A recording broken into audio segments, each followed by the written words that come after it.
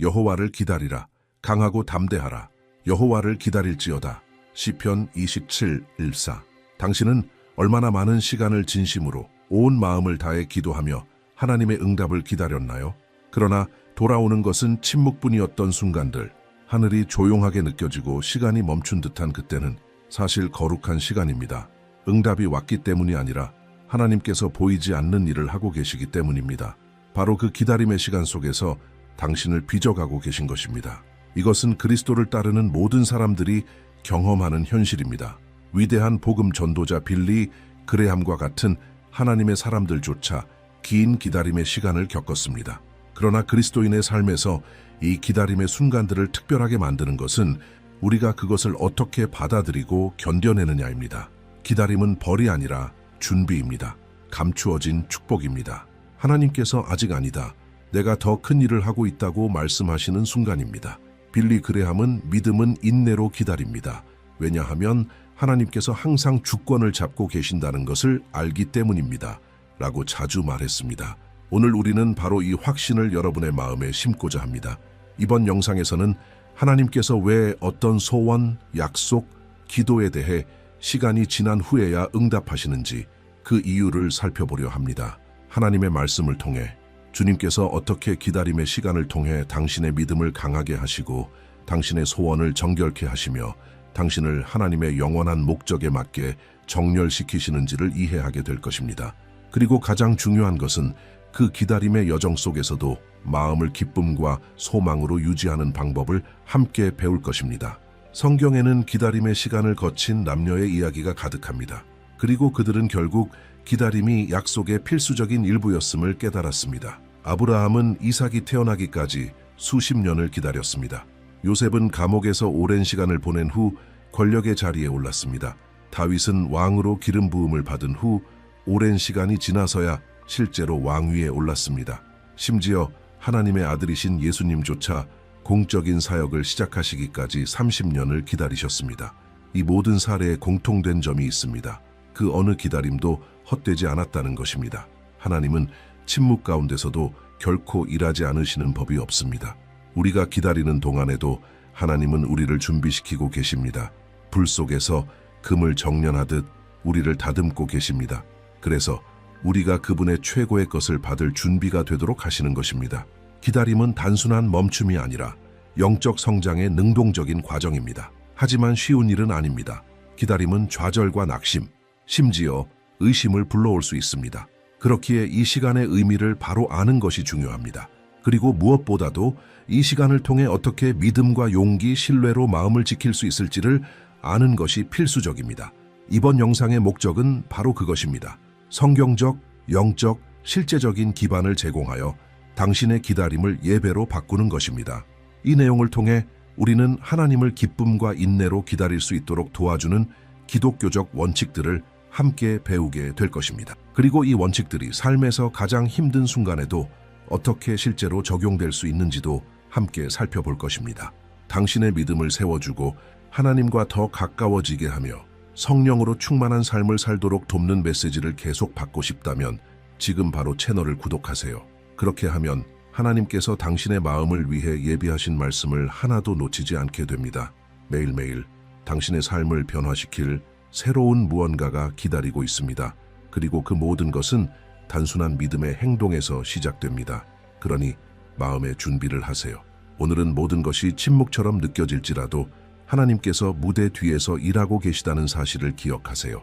그리고 그분은 곧 당신을 놀라게 하실 것입니다.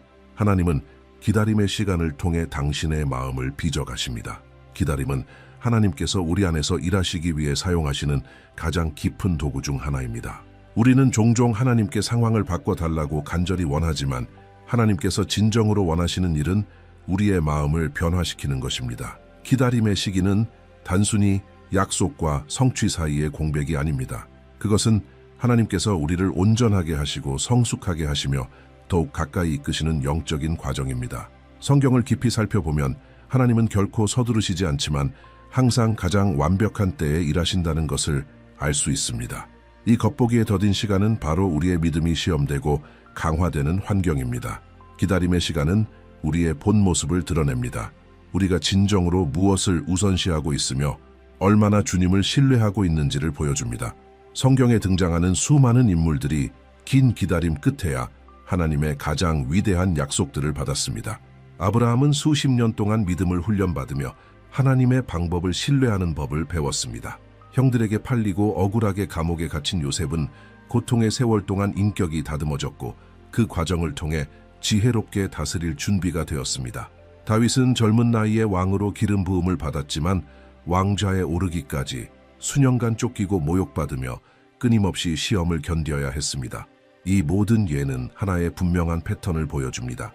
하나님은 기다림을 통해 우리를 약속을 감당할 수 있는 사람으로 변화시키십니다. 때를 잘못 맞춘 축복은 오히려 해로울 수 있습니다. 그래서 하나님은 단지 약속을 준비하시는 것이 아니라 우리 자신을 그 약속에 맞도록 준비시키십니다. 빌리 그레함은 자주 하나님의 시간은 완벽하다. 비록 우리 눈에는 지체되는 것처럼 보여도 말이다. 라고 말하곤 했습니다. 이 진리는 지금 침묵과 불확실성의 시간을 지나고 있는 사람들에게 꼭 필요한 위로입니다. 하나님께서 당신을 기다리게 하시는 것은 당신의 마음을 하나님의 마음에 맞추고 계시기 때문입니다. 그리고 그분은 당신이 보는 것에 의지하지 않고 그분이 누구이신지를 신뢰하도록 가르치고 계신 것입니다. 기다림은 또한 우리의 진짜 욕망을 드러냅니다. 때로 우리는 어떤 것이 꼭 필요하다고 믿으며 하나님께 구하지만 기다림의 시간 동안 우리의 마음이 조정되고 교정되고 더 깊어져야 했다는 사실을 깨닫게 됩니다. 하나님은 우리를 불안해서 멀어지게 하시고 안식하는 법을 가르치십니다. 조급함을 걷어내시고 성숙함을 심어주십니다. 좌절이 있던 자리에 의존을, 의심이 있던 자리에 믿음을 채워 넣으십니다. 바로 이 시기에 우리는 더 진실하게 기도하는 법을 배우게 됩니다. 하나님께서 주실 수 있는 것 때문에가 아니라 그분 자체를 구하게 됩니다. 기다림은 우리를 전적인 맡김의 자리로 이끌어갑니다. 더 이상 우리의 힘으로 애쓰는 것이 아니라 하나님의 신실하심을 신뢰하게 되는 자리입니다. 그리고 바로 그때 하나님은 우리 안에서 즉각적인 축복으로는 결코 이룰 수 없는 변화를 일으키십니다. 그래서 기다릴 때 아무 일도 일어나지 않는다고 생각하지 마세요. 가장 위대한 역사는 당신 안에서 일어나고 있습니다. 하나님은 당신의 영을 다듬고 정렬시키고 강하게 하시며 정결하게 하시고 아직 당신이 보지 못한 무언가를 위해 준비시키고 계십니다. 기다림의 시간은 하나님의 계획을 지연시키는 것이 아니라 계획 그 자체의 일부입니다. 한 그리스도인 라파엘을 떠올려 보세요. 그는 수년째 더 나은 직업의 기회를 위해 기도하고 있습니다. 그는 하나님을 영화롭게 하고 가족을 돕고 안정된 삶을 살고 싶다고 말합니다. 하지만 아무리 기도해도 문은 계속 닫혀 있고 응답은 오지 않습니다. 라파엘은 점점 하나님께서 자신을 잊으신 것이 아닌가 고민하기 시작합니다. 시간이 흐르면서 라파엘은 자신 안에서 일어나는 미묘한 변화를 감지하게 됩니다. 이전에는 하나님의 임재보다도 축복에 더 집중해 기도하던 그가 이제는 더 진솔하게 주님을 구하기 시작한 것입니다. 그의 기도는 단순한 간청이 아니라 하나님과의 깊은 대화로 바뀌어갑니다. 이 기다림 속에서 하나님은 라파엘의 인격을 다듬으십니다. 그는 한 번도 가져본 적 없는 인내심을 배우게 됩니다. 그는 겸손을 배우고 지금 있는 자리에서 더 잘 섬기며 작은 일에도 충성하는 법을 익힙니다. 그는 자신도 몰랐던 재능을 발견하고 능력을 개발하며 시야를 넓혀갑니다. 그의 마음은 더욱 성숙하고 지혜로워지며 하나님의 나라의 가치에 맞춰져 갑니다. 마침내 기회가 찾아오는데 그것은 그가 전혀 예상하지 못한 방식으로 다가옵니다.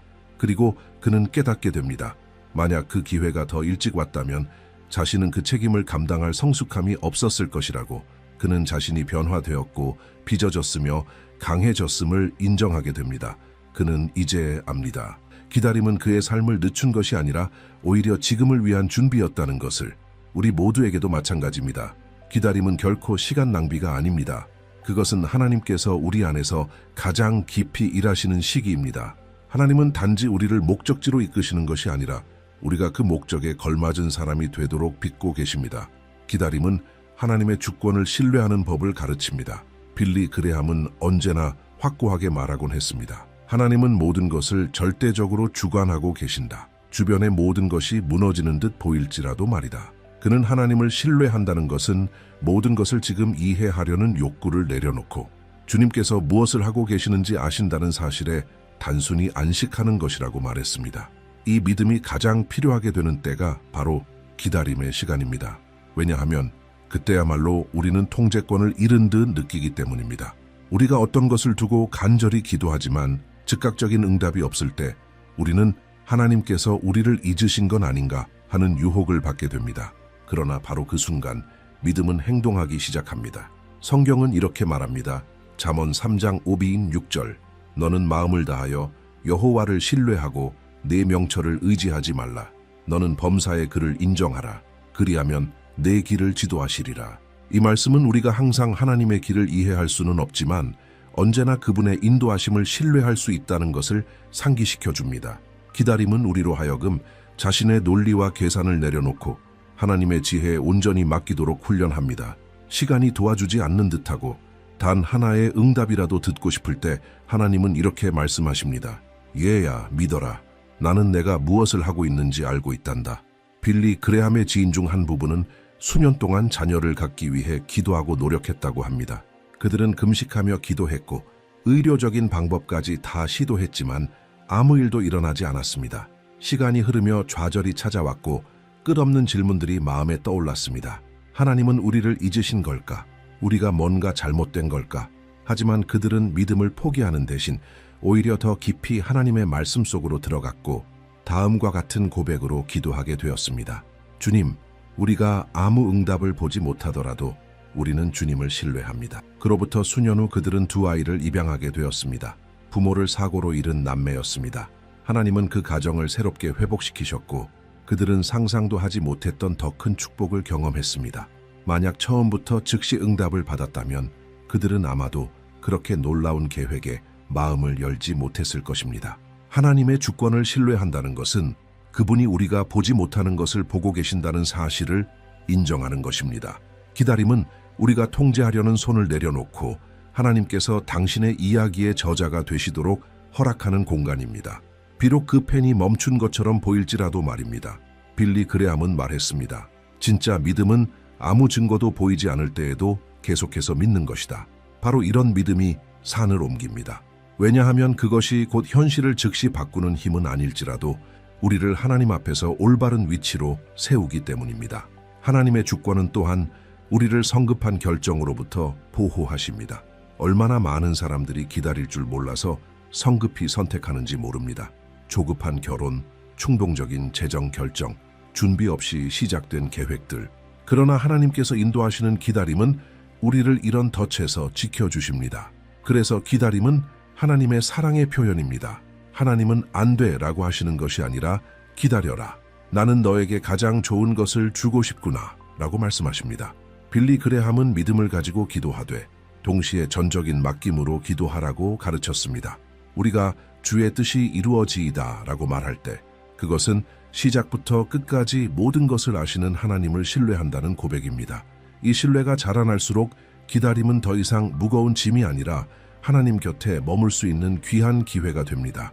결국 하나님의 뜻 한가운데에 거하는 것이 조급함과 불안 속에 다른 길을 가는 것보다 훨씬 낫기 때문입니다. 기다림은 하나님과의 교제를 깊게 만듭니다. 기다림이 지닌 강력한 능력 중 하나는 우리를 하나님께 더 가까이 초대한다는 점입니다. 빌리 그레함은 종종 말하곤 했습니다. 하나님의 침묵은 우리를 버리신 것이 아니라 더 가까이 부르시는 초대입니다. 우리가 아무런 응답을 듣지 못할 때 우리는 더욱 하나님의 임재를 구하게 됩니다. 문이 닫혀 있을 때 우리는 기도의 제단에서 위로를 발견합니다. 외적인 움직임이 멈출 때 하나님은 내면에서 믿음과 순종, 친밀함의 움직임을 일으키십니다. 신기하게도 우리는 기다릴 때 더 간절히 하나님을 찾는 경우가 많습니다.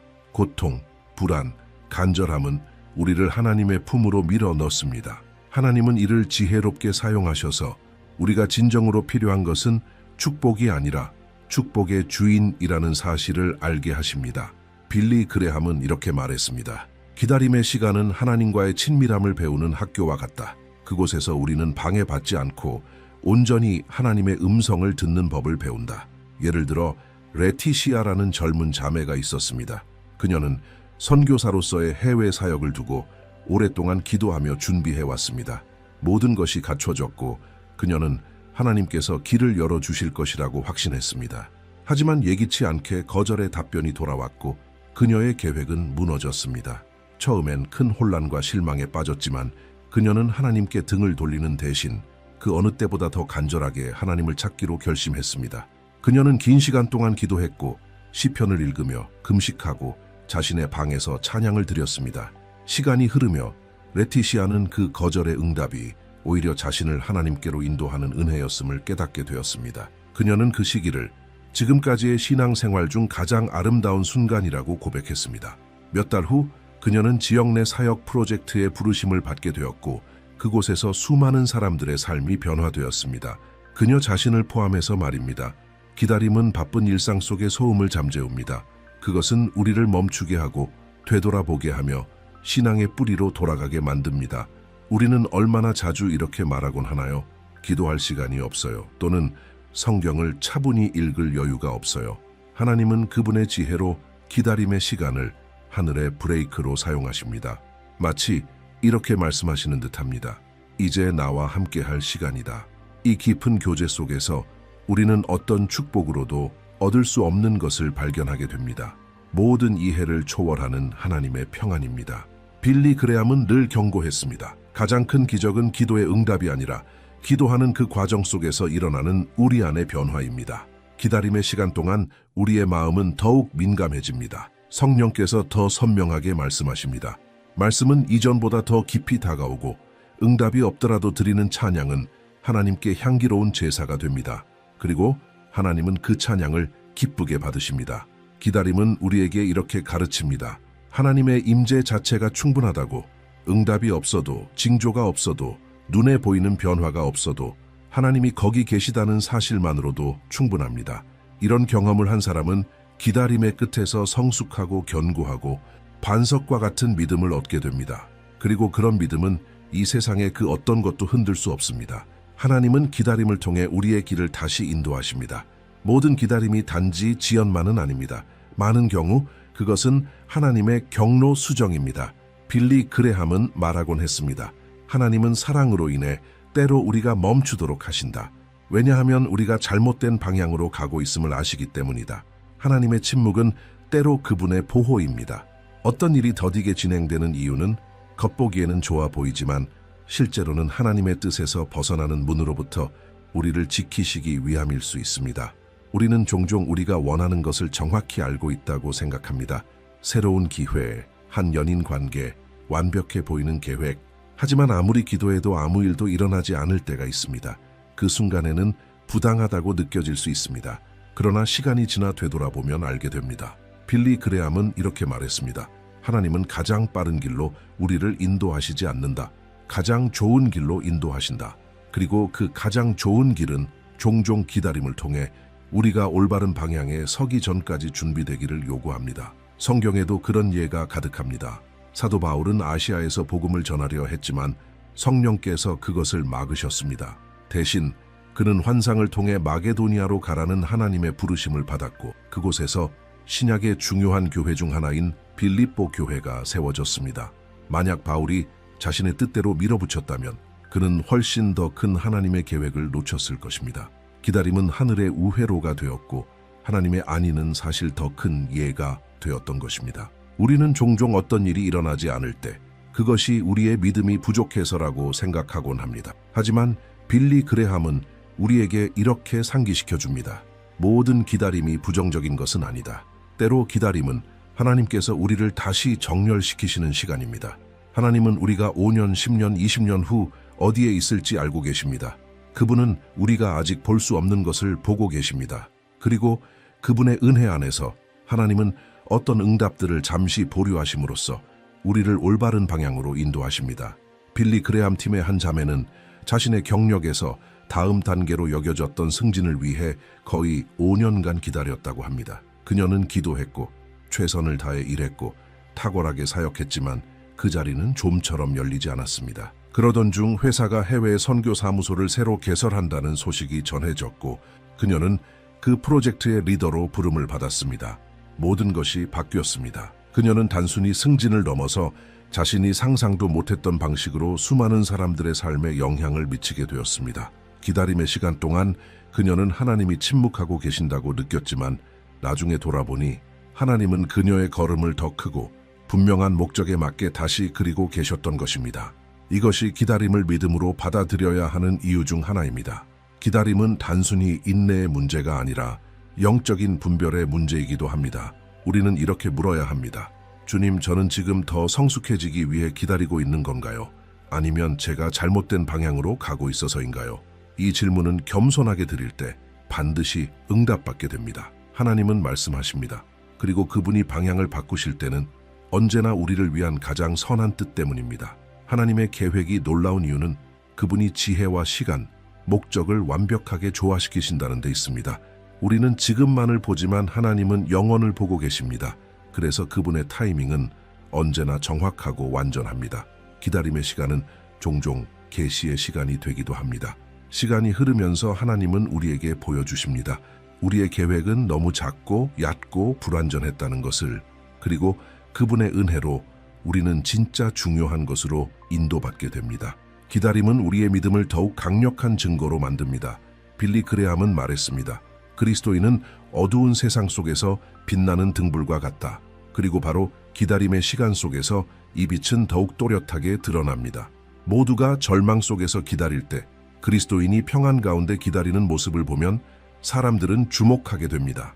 모두가 지연에 대해 불평할 때, 당신이 여전히 신뢰하며 기다리는 모습을 볼 때, 그것은 매우 강력한 증거가 됩니다. 기다리는 방식은 당신의 믿음의 깊이를 그대로 보여줍니다. 모든 것이 잘 될 때, 하나님을 신뢰하는 것은 어렵지 않습니다. 하지만 응답이 오지 않을 때, 진단이 바뀌지 않을 때, 문이 계속 닫혀 있을 때, 그럼에도 불구하고 당신이 여전히 흔들림 없이 서 있을 때, 그 믿음은 다른 이들에게 큰 영감을 줍니다. 빌리 그레함은 말했습니다. 많은 이들이 그리스도에 감동받은 이유는 말 때문이 아니라 시련 속에서도 믿음을 지킨 한 그리스도인의 삶을 보았기 때문이다. 빌리 그레함 사역에서 열린 집회들 중 많은 사람들의 기억에 남아있는 한 감동적인 이야기가 있습니다. 한 어르신이 20년이 넘는 세월 동안 아들의 구원을 위해 복음 집회에 참석하며 기도했던 이야기입니다. 그는 매번 집회에 참석할 때마다 아들의 사진을 주머니에 넣고 호소의 시간이 되면 사진 위에 손을 얹고 눈물로 기도하곤 했습니다. 주변 사람들은 이 반복되는 행동을 눈여겨보게 되었고 함께 기도하거나 눈물을 흘리는 이들도 생겨났습니다. 그러나 그 오랜 시간 동안 기적은 일어나지 않았습니다. 그럼에도 그는 포기하지 않았습니다. 묵묵히 소망을 품고 기다렸습니다. 수년이 흐르고 그가 노년에 접어들었을 무렵 놀라운 일이 일어났습니다. 그 아들이 어느 주일 예배에 홀로 나타나 스스로 제단 앞에 무릎 꿇고 예수님께 자신의 삶을 드린 것입니다. 이 아버지의 간증은 온 공동체를 깊이 감동시켰습니다. 그 이유는 단지 기적이 일어났기 때문이 아니라 그 기적에 앞서 있었던 조용한 인내 때문이었습니다. 이 이야기는 우리에게 중요한 교훈을 줍니다. 기다림 속에서도 유지되는 믿음은 다음 세대에 깊은 영향을 끼칠 수 있다는 것입니다. 우리의 자녀들, 친구들, 배우자들, 직장 동료들은 우리가 지연을 어떻게 견디는지를 보고 있습니다. 우리가 평안을 잃지 않고 여전히 믿으며 여전히 기쁨으로 하나님을 섬기는 모습을 보게 될 때 그 장면은 어떤 설교보다도 더 강력한 메시지가 됩니다. 뿐만 아니라 기다림은 우리 안에 견고한 인격을 형성합니다. 하나님과 함께 오랜 시간을 걸어온 사람들은 대체로 더 인내심이 많고 더 이해심이 깊으며 타인의 아픔에 더 민감합니다. 그들은 단지 축복을 받은 사람이 아니라 축복이 되는 사람으로 변화됩니다. 기다림은 상황만을 바꾸는 것이 아니라 마음을 빚는 과정입니다. 빌리 그레함은 이렇게 말하곤 했습니다. 믿음 안에서 견뎌낸 고난은 영원한 가치를 가진다. 그리고 기다림은 바로 그 고난의 일부입니다. 그러나 그 고난은 결코 공허하지 않습니다. 그것은 믿음의 밭입니다. 씨앗이 뿌려지고 믿음으로 물을 주고 소망이 자라납니다. 그리고 때가 되면 수확이 이루어집니다.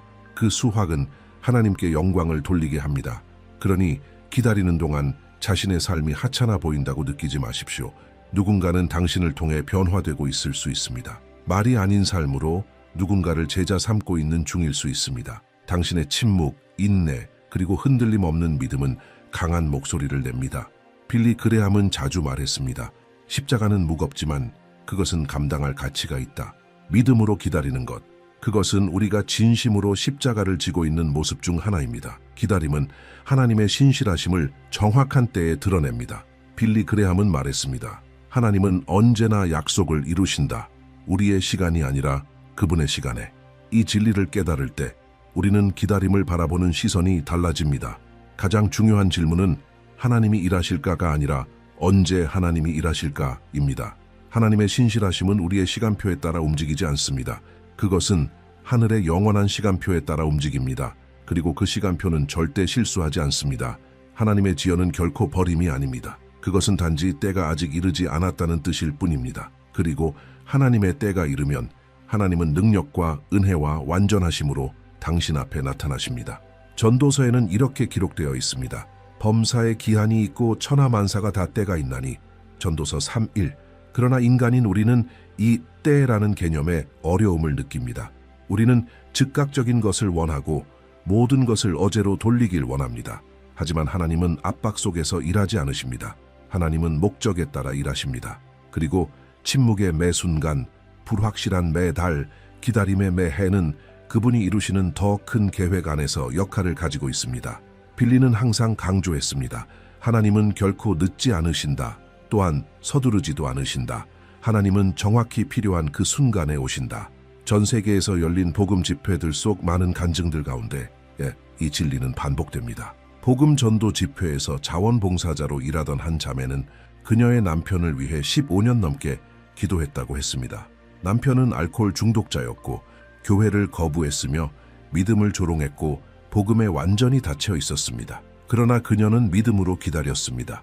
기도하고 금식하며 하나님을 섬기는 것을 멈추지 않았습니다. 빌리 그레함이 인도한 어느 전도 집회 중 그녀도 모르게 남편은 텔레비전으로 그 집회를 혼자 몰래 시청했고 성령님께 감동을 받아 그날 예수님께 자신의 삶을 드렸습니다. 남편이 그 사실을 그녀에게 말했을 때 그녀는 무릎을 꿇고 울었습니다. 기다림은 끝났습니다. 그리고 그녀는 이렇게 말했습니다. 돌아보면 기도한 그 모든 날들이 전부 가치 있었다. 이것이 하나님의 신실하심의 아름다움입니다. 하나님은 약속을 이루실 때 완전하게 이루십니다. 그분은 단순히 응답하시는 것이 아니라 삶을 변화시키십니다. 우리가 어떤 일을 믿음으로 기다리다가 결국 그 일이 이루어질 때 그 임팩트는 그것이 일찍 이루어졌을 때보다 훨씬 더 큽니다. 왜냐하면 지금 우리는 축복뿐 아니라 간증도 갖고 있기 때문입니다. 이제는 우리가 직접 경험했기에 확신할 수 있습니다. 그것은 내 노력도 내 조급함도 아니었다. 그것은 오직 하나님이 하신 일이다. 기다림은 하나님께 영광을 돌리는 이야기를 만들어낸다. 빌리 그레함은 많은 그리스도인들이 축복을 눈앞에 두고 포기한다고 강조하곤 했습니다.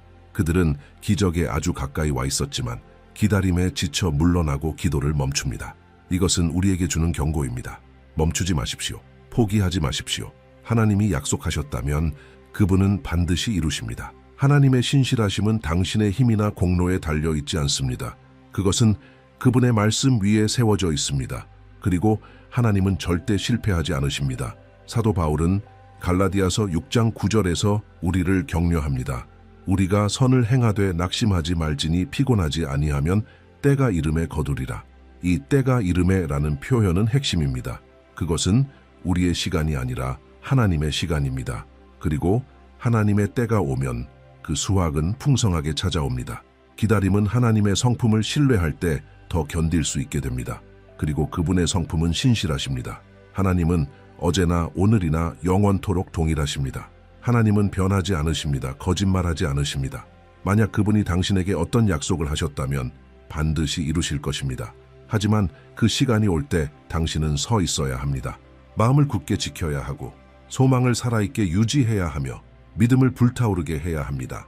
그래서 기다림의 시기는 또한 깨어있음의 시기입니다.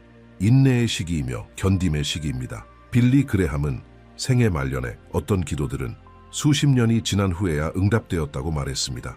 하지만 하나님의 뜻 안에 있었던 모든 기도는 예외 없이 이루어졌다고 했습니다.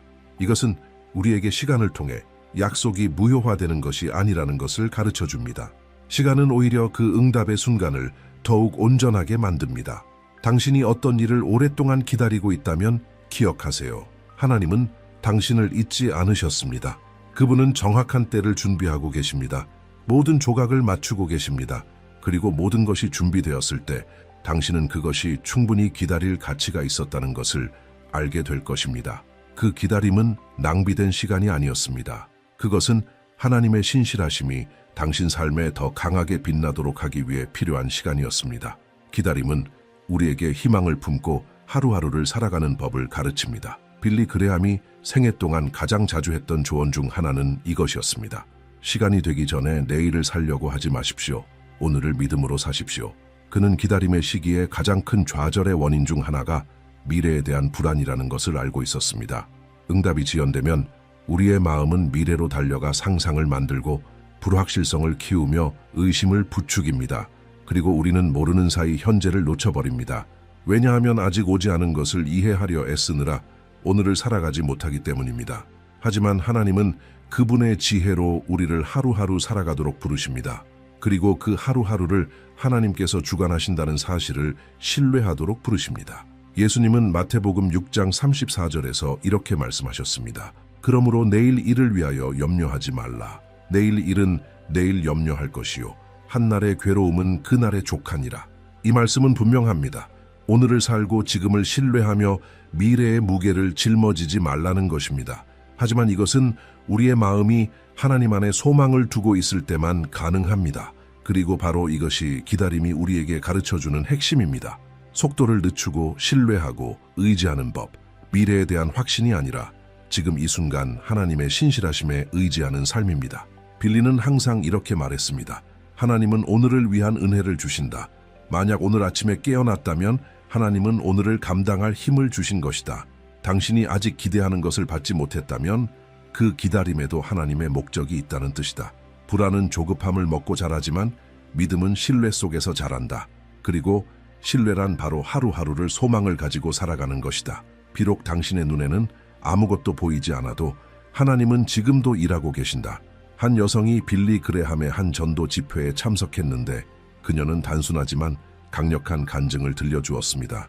매일 아침 눈을 뜨자마자 그녀는 노트에 세 문장을 적었습니다. 하나님은 나와 함께 하신다. 하나님은 일하고 계신다. 하나님은 정확한 때를 아신다. 그녀는 침대에서 일어나기 전부터 그렇게 했습니다. 심각한 건강 문제와 무너진 가정을 안고 있는 상황에서도 말입니다. 누군가가 어떻게 그토록 평안할 수 있냐고 물었을 때 그녀는 이렇게 말했습니다. 나는 내일의 응답을 기다리지 않아요. 나는 오늘 하나님의 신실하심을 살고 있어요. 이것이 믿음으로 기다리는 사람의 마음가짐입니다. 시간과 싸우는 대신 시간을 창조하신 하나님 안에서 쉼을 누리는 것입니다. 응답을 쫓아 달리는 대신 아버지와 나란히 걸으며 한 걸음 한 걸음이 바른 방향임을 믿는 것입니다. 그리고 이 태도는 수동적인 것이 아닙니다. 그것은 살아있는 믿음으로 가득 찬 태도입니다. 하루하루를 살아간다는 것은 꿈을 포기하는 것이 아니라 그 꿈이 비록 아직 보이지 않아도 하나님 손에서 지어지고 있다는 것을 신뢰하는 것입니다. 기다림은 정체와는 다릅니다. 하나님을 기다리는 사람은 계속 성장할 수 있고 섬기고 예배하며 사랑할 수 있습니다. 목적 있는 기다림은 열매 맺는 기다림이 됩니다. 빌리 그레함은 이렇게 말했습니다. 많은 사람들이 기다림의 시간을 팔짱 끼고 보내면서 축복을 놓친다. 하지만 그 시간은 마음을 열고 있어야 할 시간이다. 하나님은 오늘 당신을 사용하길 원하십니다. 바로 지금 당신을 빚으시길 원하십니다. 그리고 날마다의 신실함 속에서 당신의 믿음은 다가올 것을 받아들일 수 있도록 강하게 세워질 것입니다. 물론 쉬운 날만 있는 것은 아닙니다. 의심도 피곤함도 침묵도 있을 것입니다. 그러나 오늘을 소망으로 사는 법을 배운 사람은 그러한 날들에도 쓰러지지 않습니다. 오히려 하나님께 더 가까이 나아갑니다. 기도의 방식이 바뀌고 행동이 달라지고 생각이 달라집니다. 그 소망은 공허한 기대가 아니라 살아있는 확신이 됩니다. 왜냐하면 당신은 알고 있기 때문입니다. 오늘 당신을 붙드시는 그 하나님이 내일도 동일하게 돌보실 것이라는 것을. 기다림 가운데 당신이 가질 수 있는 가장 큰 격려는 이것입니다. 하나님은 지금 당신과 함께 계십니다. 약속이 성취될 그 순간만이 아니라 그 약속이 준비되고 있는 지금 이 순간에도 말입니다. 그리고 바로 그 임재가 당신을 붙드시고 위로하며 새롭게 하십니다. 이제 이 기다림의 시간에 대한 강력한 메시지의 끝에 도달했습니다. 그리고 이 여정 가운데 우리는 하나님께서 결코 이유 없이 기다리게 하지 않으신다는 것을 배웠습니다. 7가지 원칙을 통해 우리는 주님께서 어떻게 침묵을 준비로, 지연을 인도로 불안을 살아있는 신뢰로 바꾸시는지를 보았습니다. 기다림은 우리의 마음을 빚고 믿음을 강화하며 잘못된 길로부터 보호하고 하나님의 주권에 의지하게 하며 그분과의 교제를 깊게 하고 세상 앞에서 우리의 간증을 굳건하게 만들며 마침내 정확한 때에 하나님의 신실하심을 드러냅니다. 그리고 빌리 그레함이 언제나 강조했던 것처럼 그리스도인의 인격은 쉬운 날들 속이 아니라 기다림 속에서 인내할 때 형성됩니다. 당신은 지금 그런 시간 가운데 있을 수 있습니다. 치유를 기다리거나 응답을 기다리거나 아직 열리지 않은 문 앞에 서 있을지도 모릅니다. 하지만 오늘 당신은 보았습니다. 기다림은 거룩한 시간입니다. 하나님은 당신 안에서 그리고 당신을 위해 일하고 계십니다. 이것은 끝이 아닙니다. 그것은 약속의 일부입니다. 그래서 이번 주 나는 당신에게 이 원칙들 중 하나를 실천해 보자고 초대합니다. 하나를 선택하세요. 어쩌면 그것은 더 큰 소망으로 하루하루를 살아가는 것일 수 있습니다. 혹은 기다림 속에서 하나님과의 교제를 더 깊이 해야 할지도 모릅니다. 중요한 것은 멈춰 서 있지 않는 것입니다. 믿음으로 기다리세요. 섬기며 기다리세요. 예배하며 기다리세요. 기다림은 낭비된 시간이 아닙니다. 그것은 하나님께서 보이지 않는 씨앗을 심으시는 기름진 땅입니다. 그 씨앗은 정해진 때에 꽃을 피울 것입니다. 하나님은 당신을 잊지 않으셨습니다. 그분의 침묵은 부재가 아니라 보이지 않는 역사입니다. 당신이 기다리는 동안 하나님은 준비하십니다. 당신이 기도하는 동안 하나님은 일하십니다. 당신이 신뢰하는 동안 하나님은 당신을 강하게 하십니다. 기다림의 시간에 낙심하지 마세요. 왜냐하면 약속하신 하나님은 반드시 이루시는 분이시기 때문입니다. 하박국 2장 3절에 이렇게 기록되어 있습니다. 이 묵시는 정한 때가 있나니 그 종말이 속히 이르겠고 결코 거짓되지 아니하리라. 비록 더딜지라도 기다리라. 지체되지 않고 반드시 응하리라. 하나님의 약속에는 정해진 시간이 있습니다. 그리고 그때가 이르면 당신은 깨닫게 될 것입니다. 신뢰하길 정말 잘했다고. 이제 당신에게 한 가지 초대를 드립니다. 오늘 하나님께서 당신에게 말씀하신 것을 한 문장으로 댓글에 남겨보세요. 감동받은 말씀이든 내린 결심이든 간절한 기도든 좋습니다. 당신의 댓글이 지금 기다림의 시간을 보내고 있는 다른 사람의 믿음을 세워줄 수 있습니다. 그리고 잊지 마세요.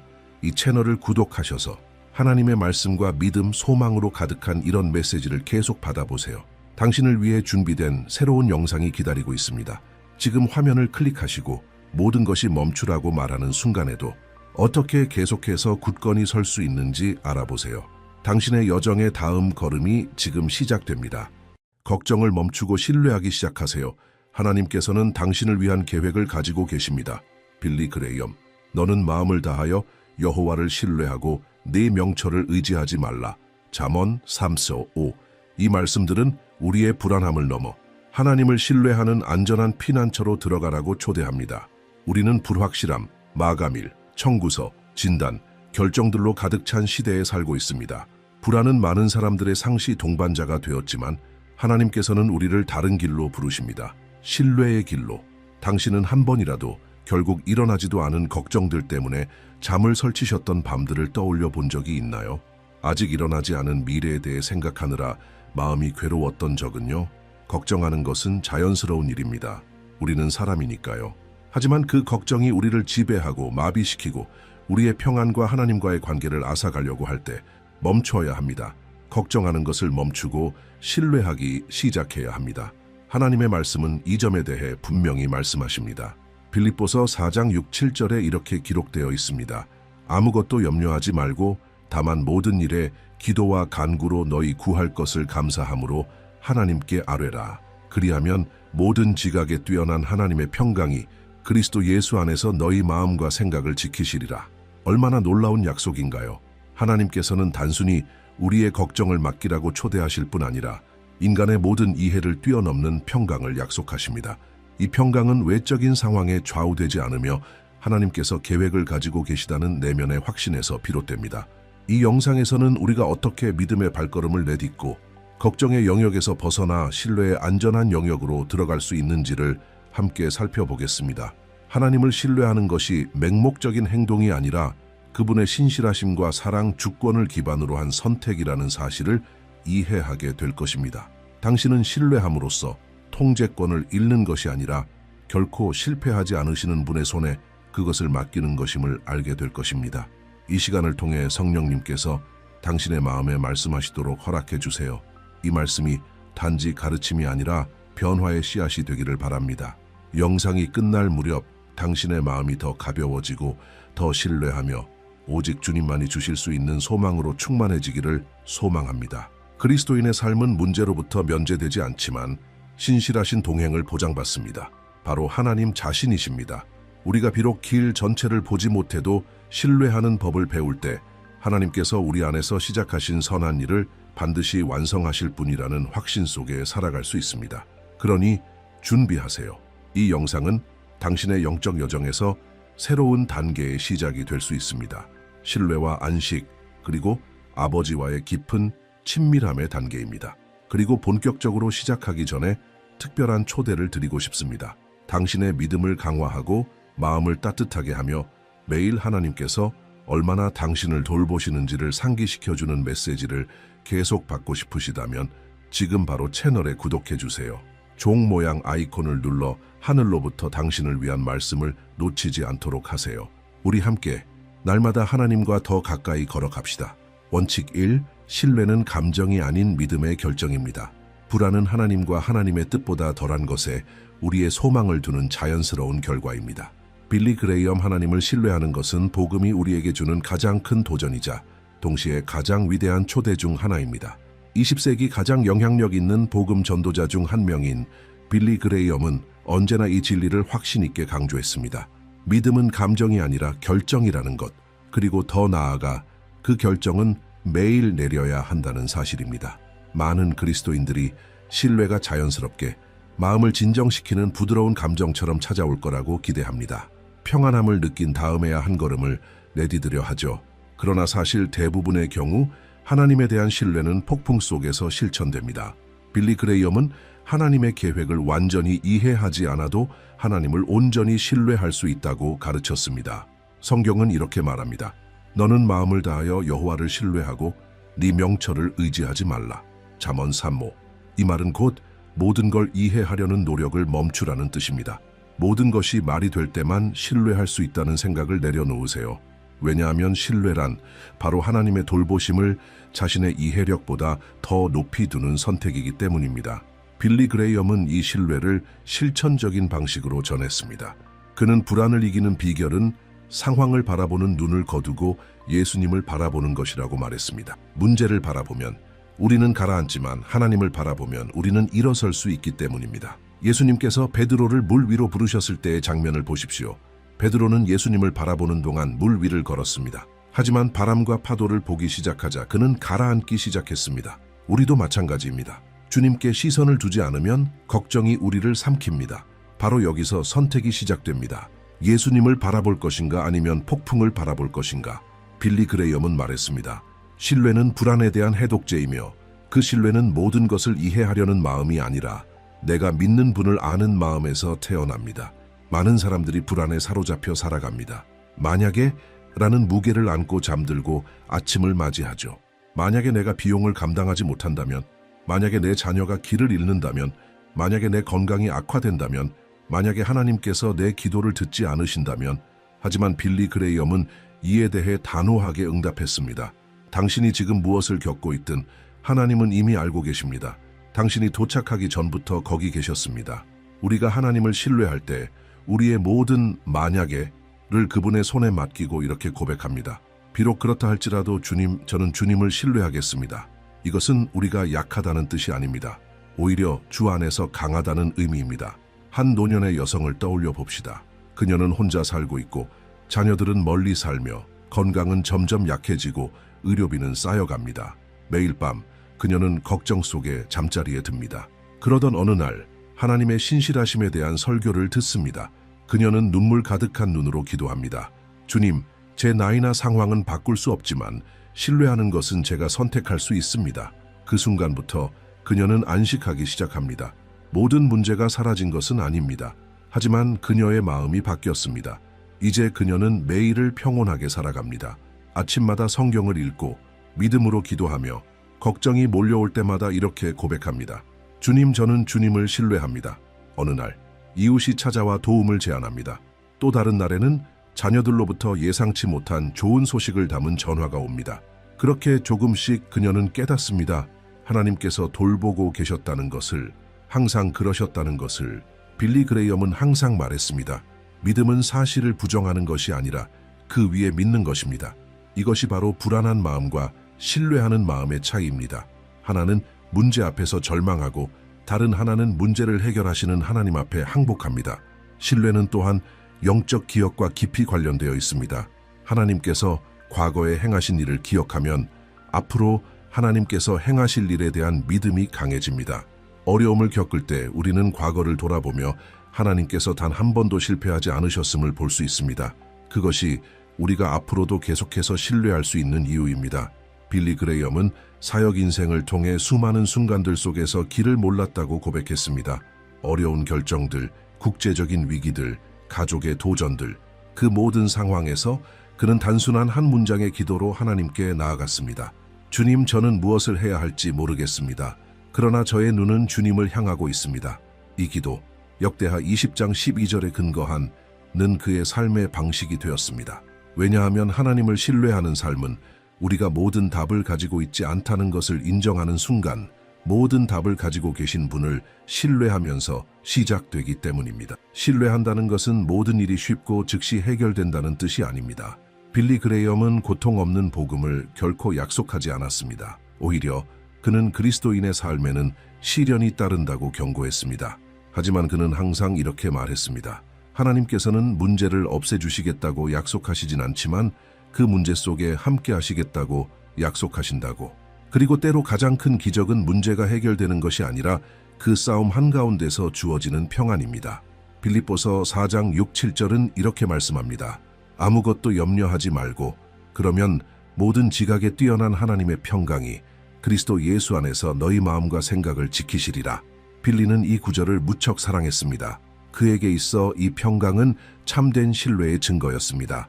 은행 장호도, 의사의 진단도, 정치 상황도 좌우할 수 없는 평강, 오직 하나님으로부터 오는 평강. 그러니 오늘 당신이 지치고 짐을 지고 괴롭고 마음이 불안하다면 멈추세요. 숨을 고르세요. 그리고 신뢰하기로 결정하세요. 비록 답이 없어도, 비록 두려움이 있어도, 비록 눈물이 흘러도 하나님은 당신에게 모든 것을 이해하라고 요구하지 않으십니다. 그분은 당신에게 그분의 손을 붙잡고 함께 걸어가자고 초대하십니다. 빌리 그레이엄은 그의 설교 중 하나를 이렇게 마무리했습니다. 당신의 마음에 그리스도께서 계시다면 어떤 일이든 이겨낼 수 있습니다. 이것이 가장 단순하면서도 강력한 진리입니다. 그리스도와 함께라면 우리는 언제나 신뢰할 수 있습니다. 원칙 2. 당신이 보지 못해도 하나님은 더 크신 계획을 가지고 계십니다. 하나님은 우리가 보지 못할 때에도 항상 일하고 계십니다. 당신이 하나님의 손길을 이해하지 못할 때에는 하나님의 마음을 신뢰하세요. 빌리 그레이엄 몇 번이나 이런 질문을 해보셨나요? 왜 이런 일이 나에게 일어나는 거지? 또는 하나님이 나를 사랑하신다면 왜 이 상황을 바꿔주시지 않는 걸까? 우리 모두 인생이 어둡고 혼란스럽고 아무 의미도 없는 것처럼 느껴지는 순간들을 겪습니다. 그런 날에는 하나님을 신뢰하는 것이 불가능하게 느껴질 수도 있습니다. 하지만 바로 그 순간 믿음이 행동하기 시작해야 할 때입니다. 빌리 그레이엄은 하나님의 계획은 언제나 우리의 이해를 초월한다고 가르쳤습니다. 그렇기 때문에 우리는 길이 보이지 않을 때에도 신뢰하는 법을 배워야 합니다.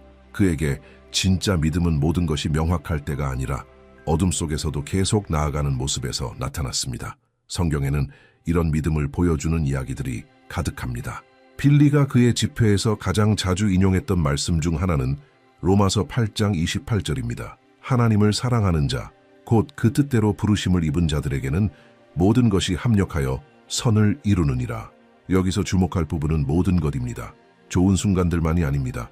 행복한 날들, 잘된 계획들만이 아니라 겉보기엔 나쁜 것처럼 보이는 일들 속에서도 하나님은 일하십니다.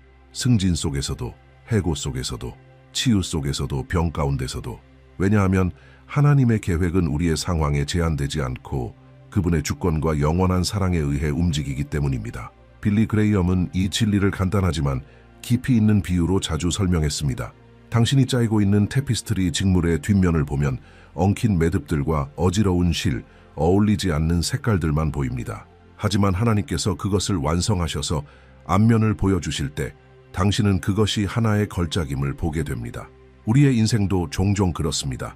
우리는 오직 혼란만을 보지만 모든 것을 아시는 하나님께서는 전체 그림을 보고 계십니다. 우리가 이해하지 못할 때에도 하나님은 아름다운 무언가를 엮고 계십니다. 실제 상황을 하나 생각해 봅시다. 한 젊은 여성이 있습니다. 그녀는 많은 계획을 가지고 있었고 오랫동안 꿈꾸던 대학 입학을 위해 열심히 공부하고 기도하고 준비했습니다. 그런데 결과는 불합격. 그녀는 큰 좌절을 겪습니다. 하나님께서 나를 버리신 걸까? 그녀는 그렇게 생각하며 몇 주 동안 낙담 속에 빠지고 모든 것이 틀어졌다고 느낍니다. 하지만 그 대학에 가지 못했기에 그녀는 잠시 일을 하기로 결심합니다. 그 새로운 직장에서 그녀는 자신에게 영감을 주는 사람들을 만나고 이전에는 없었던 능력들을 개발하며 한 번도 생각해보지 않았던 소명을 발견하게 됩니다. 1년 후 그녀는 자신의 재능과 더 잘 맞는 다른 전공으로 합격하게 됩니다. 그리고 뒤를 돌아보며 깨닫습니다. 하나님의 안위는 사실 더 나은 것을 위한 예였다는 것을. 빌리 그레이엄은 이 점에 대해 자주 말하곤 했습니다. 그는 이렇게 말했습니다. 하나님의 뜻은 완전합니다. 하나님이 한 문을 닫으셨다면 당신이 아직 보지 못한 다른 문을 열고 계신 것입니다. 하지만 이것은 어려운 것을 요구합니다. 믿음으로 기다리는 것. 하나님의 시간은 우리의 시간과 다릅니다. 때로 하나님은 당신의 목적을 밝히시기 전에 수개월 혹은 수년 동안 우리를 준비시키십니다. 그 시간 동안 우리는 눈에 보이는 것이 반대일지라도 하나님이 여전히 통치하고 계심을 믿어야 합니다. 성경에서 이 진리를 잘 보여주는 강력한 예가 바로 요셉의 삶입니다. 그는 형들에게 팔려 노예가 되고 부당하게 감옥에 갇히고 사람들에게 잊혀졌습니다. 수년 동안 요셉은 고통을 겪었습니다. 하지만 그 어느 순간에도 하나님은 통제권을 잃지 않으셨습니다. 그 모든 어려운 단계들은 더 크신 계획의 일부였습니다. 요셉을 이집트로 보내고 그곳에서 총리로 세워 결국 백성들을 기근에서 구원하시려는 하나님의 계획이었습니다. 빌리 그레이엄은 요셉의 이야기를 사랑했습니다. 왜냐하면 이 이야기가 모든 것이 반대처럼 보일 때에도 신뢰해야 함을 우리에게 가르쳐주기 때문입니다. 빌리는 이렇게 말했습니다. 당신이 지금 어디에 있든 하나님께서는 그 장소를 사용하셔서 당신을 그분이 준비하신 목적지로 이끄실 수 있습니다. 많은 사람들은 하나님을 신뢰한다는 것이 모든 일이 잘 되기를 기대하는 것이라고 생각합니다. 하지만 참된 신뢰는 그보다 더 깊습니다. 모든 것이 잘못되어 가는 것처럼 보일 때에도 하나님은 여전히 선하시다는 것을 믿는 것입니다. 또 다른 결정적인 예가 있습니다. 십자가에 달리신 예수님. 사람의 눈에는 그 순간이 끝처럼 보였습니다. 죽은 메시아, 무너진 약속, 제자들은 이해하지 못했습니다. 고통과 부당함과 슬픔, 모든 것이 끝난 것 같았습니다. 하지만 바로 그 순간이 하나님의 계획이었습니다. 고통이 포함된 계획이었지만 인류에게 가장 위대한 승리를 가져올 계획, 바로 구원이었습니다. 빌리 그레이엄은 항상 십자가를 하나님의 계획의 중심으로 가리켰습니다. 그는 이렇게 말하곤 했습니다. 하나님께서 고통의 절정인 십자가를 사용하여 구속을 이루셨다면 우리 일상 속의 무거운 십자가들도 영원한 목적을 위해 사용하실 수 있다고. 아마 오늘 당신도 무거운 십자가를 지고 있을지 모릅니다. 가정의 문제, 어려운 진단, 깊은 실망감, 그리고 당신은 이렇게 묻습니다. 하나님, 이 모든 일 속에서 주님은 어디에 계신가요? 그 대답은 이렇습니다. 하나님은 지금 바로 그 한가운데 계십니다. 일하고 계시고 다듬고 계시며 사랑하고 계십니다. 빌리는 이렇게 단호하게 말하곤 했습니다. 하나님은 절대 눈물 한 방울도 낭비하지 않으십니다. 당신이 느끼는 모든 고통은 하나님의 목적의 일부가 될 수 있습니다. 그러기 위해서는 인내가 필요합니다. 계속해서 기도하고 신뢰하며 하나님과 동행하는 삶을 살아가야 합니다. 비록 이해하지 못해도, 보이지 않아도. 왜냐하면 의인은 감정이나 눈에 보이는 것으로 사는 것이 아니라 믿음으로 사는 사람이기 때문입니다. 하나님의 계획을 신뢰한다는 것은 고통에 순응하는 것이 아니라 그 고통 속에서도 더 크신 목적이 한 걸음씩 세워지고 있다는 것을 받아들이는 것입니다. 그리고 모든 것이 혼란스럽게 느껴질 때 당신은 빌리 그레이엄이 수없이 선포했던 이 말을 되뇌일 수 있습니다. 나는 미래가 무엇을 품고 있는지는 모르지만 미래를 붙들고 계신 분이 누구인지는 압니다. 이것이 바로 하나님의 계획을 신뢰하는 것입니다. 삶의 운전대를 그분께 맡기고 길이 낯설어 보여도 그 목적지는 반드시 그럴 만한 가치가 있다는 것을 믿는 것입니다. 그러니 만약 오늘 당신이 기다림 속에 있거나 고통 가운데 있거나 혼란을 겪고 있다면 빌리 그레이엄이 권면하던 대로 해보세요. 눈을 감고 마음을 낮추고 이렇게 말하세요. 주님, 지금은 이해하지 못하지만 주님의 계획이 완전하다는 것을 믿습니다. 그러면 하나님께서는 정하신 때에 보여주실 것입니다. 모든 것, 절대적으로 모든 것이 처음부터 끝까지 그분의 손 안에 있었다는 사실을. 원칙 3. 하나님이 누구신지를 알 때 신뢰는 자라납니다. 하나님을 아는 것이 그분을 신뢰하는 열쇠입니다. 하나님의 성품을 더 알아갈수록 그분의 계획을 신뢰하는 것이 더 쉬워집니다. 빌리 그레이엄 많은 사람들이 이렇게 말합니다. 나는 하나님을 더 신뢰하고 싶어요. 하지만 중요한 한 가지를 종종 잊곤 합니다. 우리는 진짜로 아는 사람만을 신뢰할 수 있다는 사실입니다. 멀게 느껴지거나 낯설고 예측할 수 없는 사람을 온전히 신뢰하는 것은 불가능합니다. 신뢰는 관계에서 비롯됩니다. 그래서 하나님과 가까워질수록 비록 고난 가운데 있을지라도 하나님을 신뢰하는 것이 더 쉬워지는 것입니다. 빌리 그레이엄은 그의 거의 모든 메시지에서 이 점을 강조했습니다. 그는 말하곤 했습니다. 기독교 신앙의 기초는 예수 그리스도와의 관계라고. 단순한 종교 전통 규칙의 집합이 아닙니다. 우리를 지으시고 사랑하시며 우리보다 우리를 더 잘 아시는 하나님과의 살아있는 우정입니다. 예레미야 9장 24절에서 성경은 이렇게 말씀합니다. 자랑하는 자는 이것으로 자랑할지니 곧 명철하여 나를 아는 것과 나 여호와는 사랑과 정의와 공의를 땅에 행하는 자인 줄 깨닫는 것이라. 나는 이러한 일을 기뻐하노라. 여호와의 말씀이니라. 하나님께서 얼마나 알려지길 원하시는지 보십시오. 그분은 당신이 단지 들은 것만이 아니라 직접 그분과 동행하면서 그분이 누구신지를 알게 되기를 원하십니다. 빌리 그레이엄은 하나님의 성품을 알아갈수록 믿음이 막연한 개념이 아니라 마음이 쉴 수 있는 견고한 반석이 된다고 믿었습니다. 그렇다면 우리는 어떻게 하나님을 알아갈 수 있을까요? 말씀을 통해, 기도를 통해, 그리고 삶 속에서 하나님과의 경험을 통해. 빌리는 모든 그리스도인들에게 매일 성경을 읽을 것을 권면했습니다.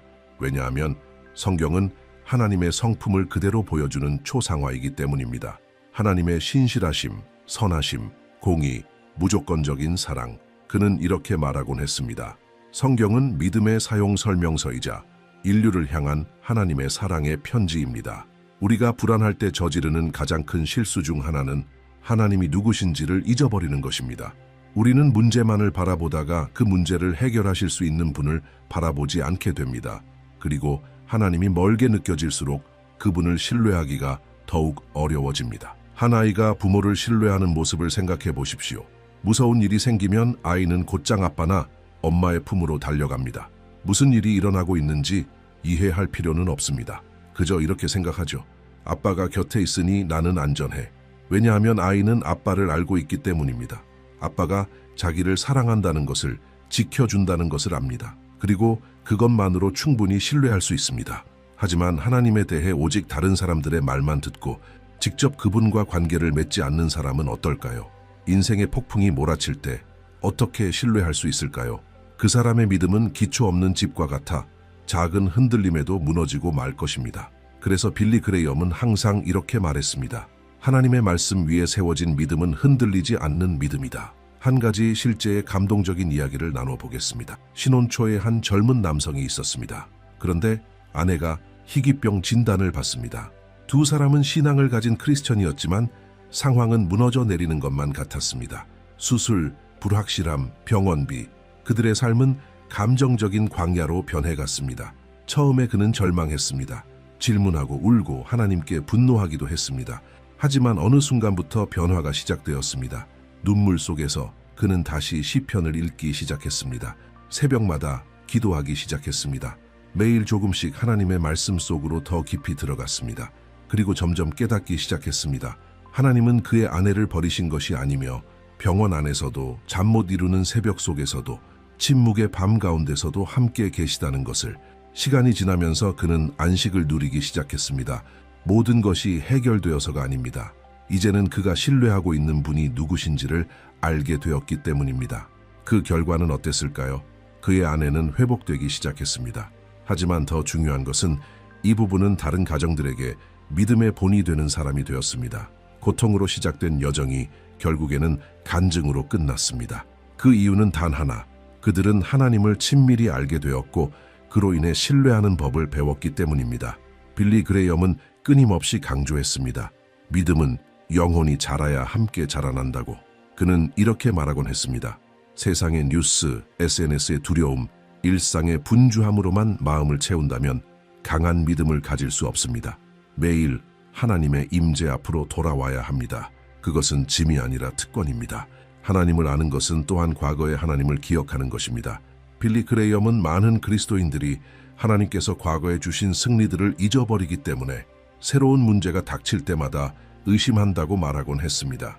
하지만 하나님은 어제나 오늘이나 영원토록 동일하신 분이십니다. 지금까지 당신을 붙들어 주신 분이 끝까지 당신을 인도하실 그분입니다. 만약 당신이 신뢰 안에서 자라기를 원한다면 빌리는 다음과 같이 권면했습니다. 매일 성경을 읽으세요. 비록 한 장이라도 좋습니다. 성경의 매 페이지마다 하나님이 누구신지가 드러납니다. 진실하게 기도하세요. 친구에게 말하듯 하나님께 말하세요. 두려움, 의심, 꿈, 그분은 다 듣고 계십니다. 하나님의 행하신 일을 기록하세요. 영적 일지를 쓰세요. 하나님께서 기도에 응답하실 때마다 적어두세요. 그것이 당신의 믿음을 더욱 강하게 해줄 것입니다. 믿음의 환경에 자신을 두세요. 찬양을 듣고 말씀에 굳건한 설교자들의 메시지를 들으며 신실한 그리스도인의 전기를 읽어보세요. 그러면 마음의 희망이 채워질 것입니다. 당신의 믿음을 나누세요. 다른 사람들에게 하나님을 전하세요. 하나님이 누구신지를 말할수록 당신의 믿음은 더욱 깊어집니다. 빌리 그레이엄은 이렇게 말했습니다. 폭풍을 견디는 신뢰는 하루아침에 만들어지는 것이 아닙니다. 그것은 매일매일 자라나는 식물처럼 빛과 물과 정성으로 길러집니다. 그 빛은 하나님의 말씀이고 물은 기도이며 정성은 하나님의 끊임없는 임재입니다. 만약 당신이 지금 믿음이 약하다고 느낀다면 자신을 비난하지 마세요. 그러나 그 자리에 멈춰 있지도 마세요.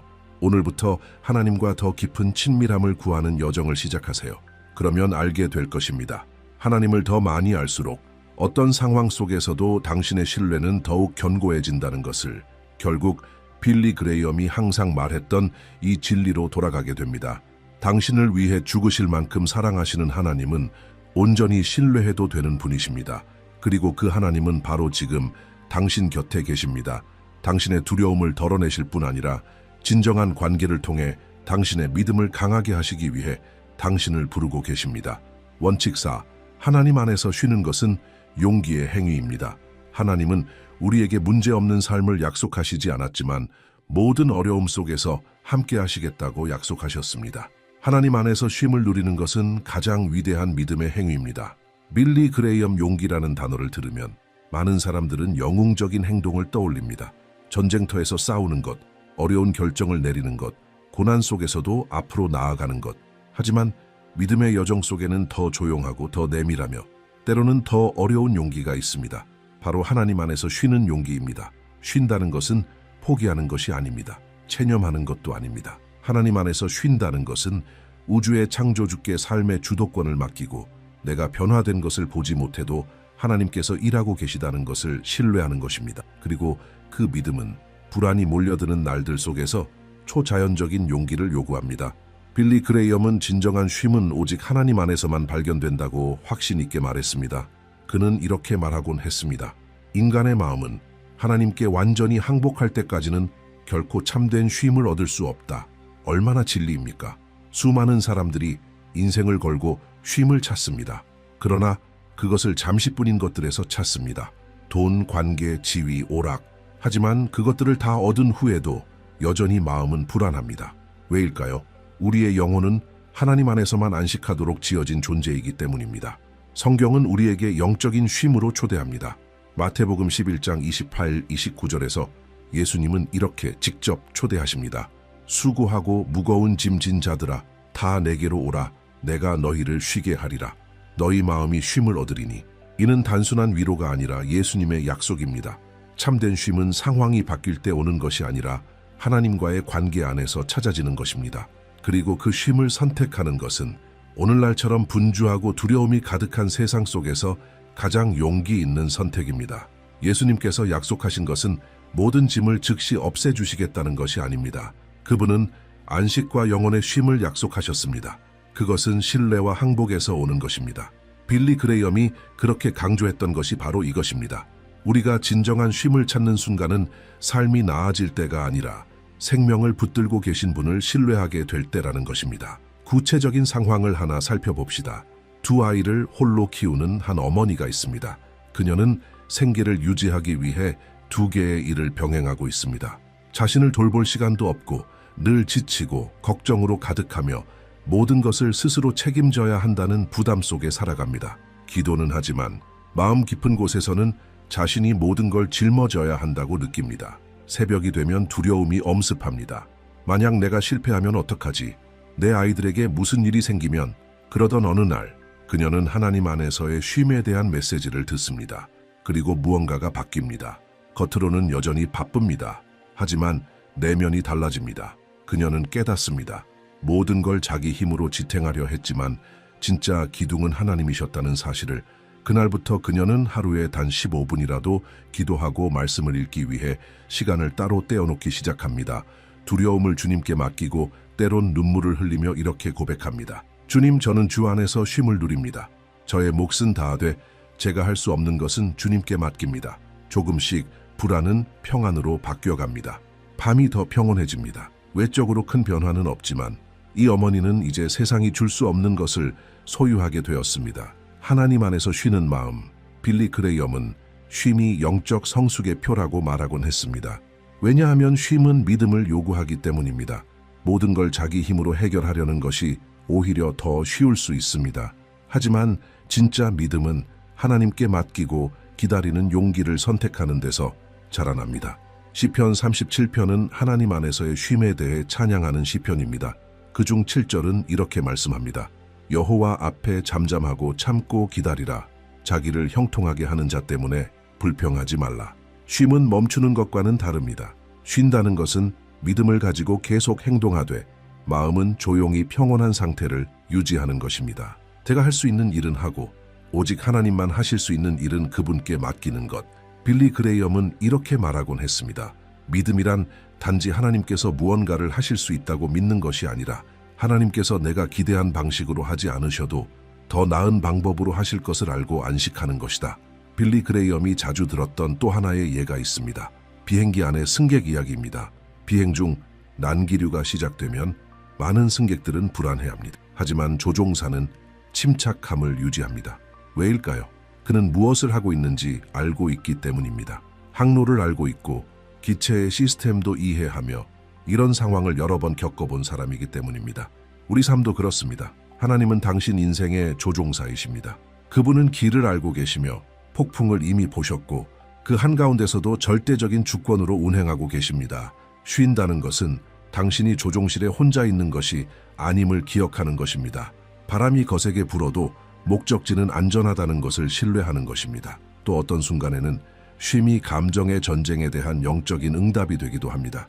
당신 내면이 도망치고 싶고 소리 지르고 싶고 뭔가를 붙잡고 해결하려 할 때 당신은 조용히 멈춰 숨을 고르고 이렇게 고백합니다. 주님, 저는 신뢰합니다. 이 고백은 영적 전쟁의 행위입니다. 그것은 원수가 심어주는 절망에 맞서 믿음의 방패를 드는 순간입니다. 빌리 그레이엄은 또 하나 중요한 진리를 가르쳤습니다. 쉼은 감사와 깊이 연결되어 있다는 것입니다. 우리가 하나님께서 이미 행하신 일들을 감사할 때 그분께서 앞으로 행하실 일들 앞에서도 우리의 마음은 평안해집니다. 감사는 신뢰를 키우고 신뢰는 쉼을 자라나게 합니다. 아마 오늘 당신도 많이 지쳐 있을지 모릅니다. 끝이 보이지 않는 문제와 싸우고 있고 아무도 모르는 무거운 짐을 지고 있으며 자신으로는 도저히 해결할 수 없는 일들 속에서 버티고 있을지도요. 하지만 하나님께서는 오늘 당신에게 이렇게 말씀하고 계십니다. 사랑하는 아들아, 딸아, 모든 걸 스스로 통제하려 하지 마라. 내려놓아라. 신뢰해라. 그리고 내 안에서 쉬어라. 빌리 그레이엄은 많은 메시지의 끝을 이렇게 마무리했습니다. 당신은 오늘 당신의 삶을 하나님께 맡길 수 있습니다. 하나님은 당신의 지친 마음을 받아주시고 모든 이해를 초월하는 평안을 주시기 원하십니다. 그러니 지금, 바로 지금 그 일을 하세요. 내일이 아니라 상황이 좋아진 후가 아니라 지금 이 순간 기도하세요. 주님, 저는 지금까지 모든 것을 제 힘으로 감당하려 했습니다.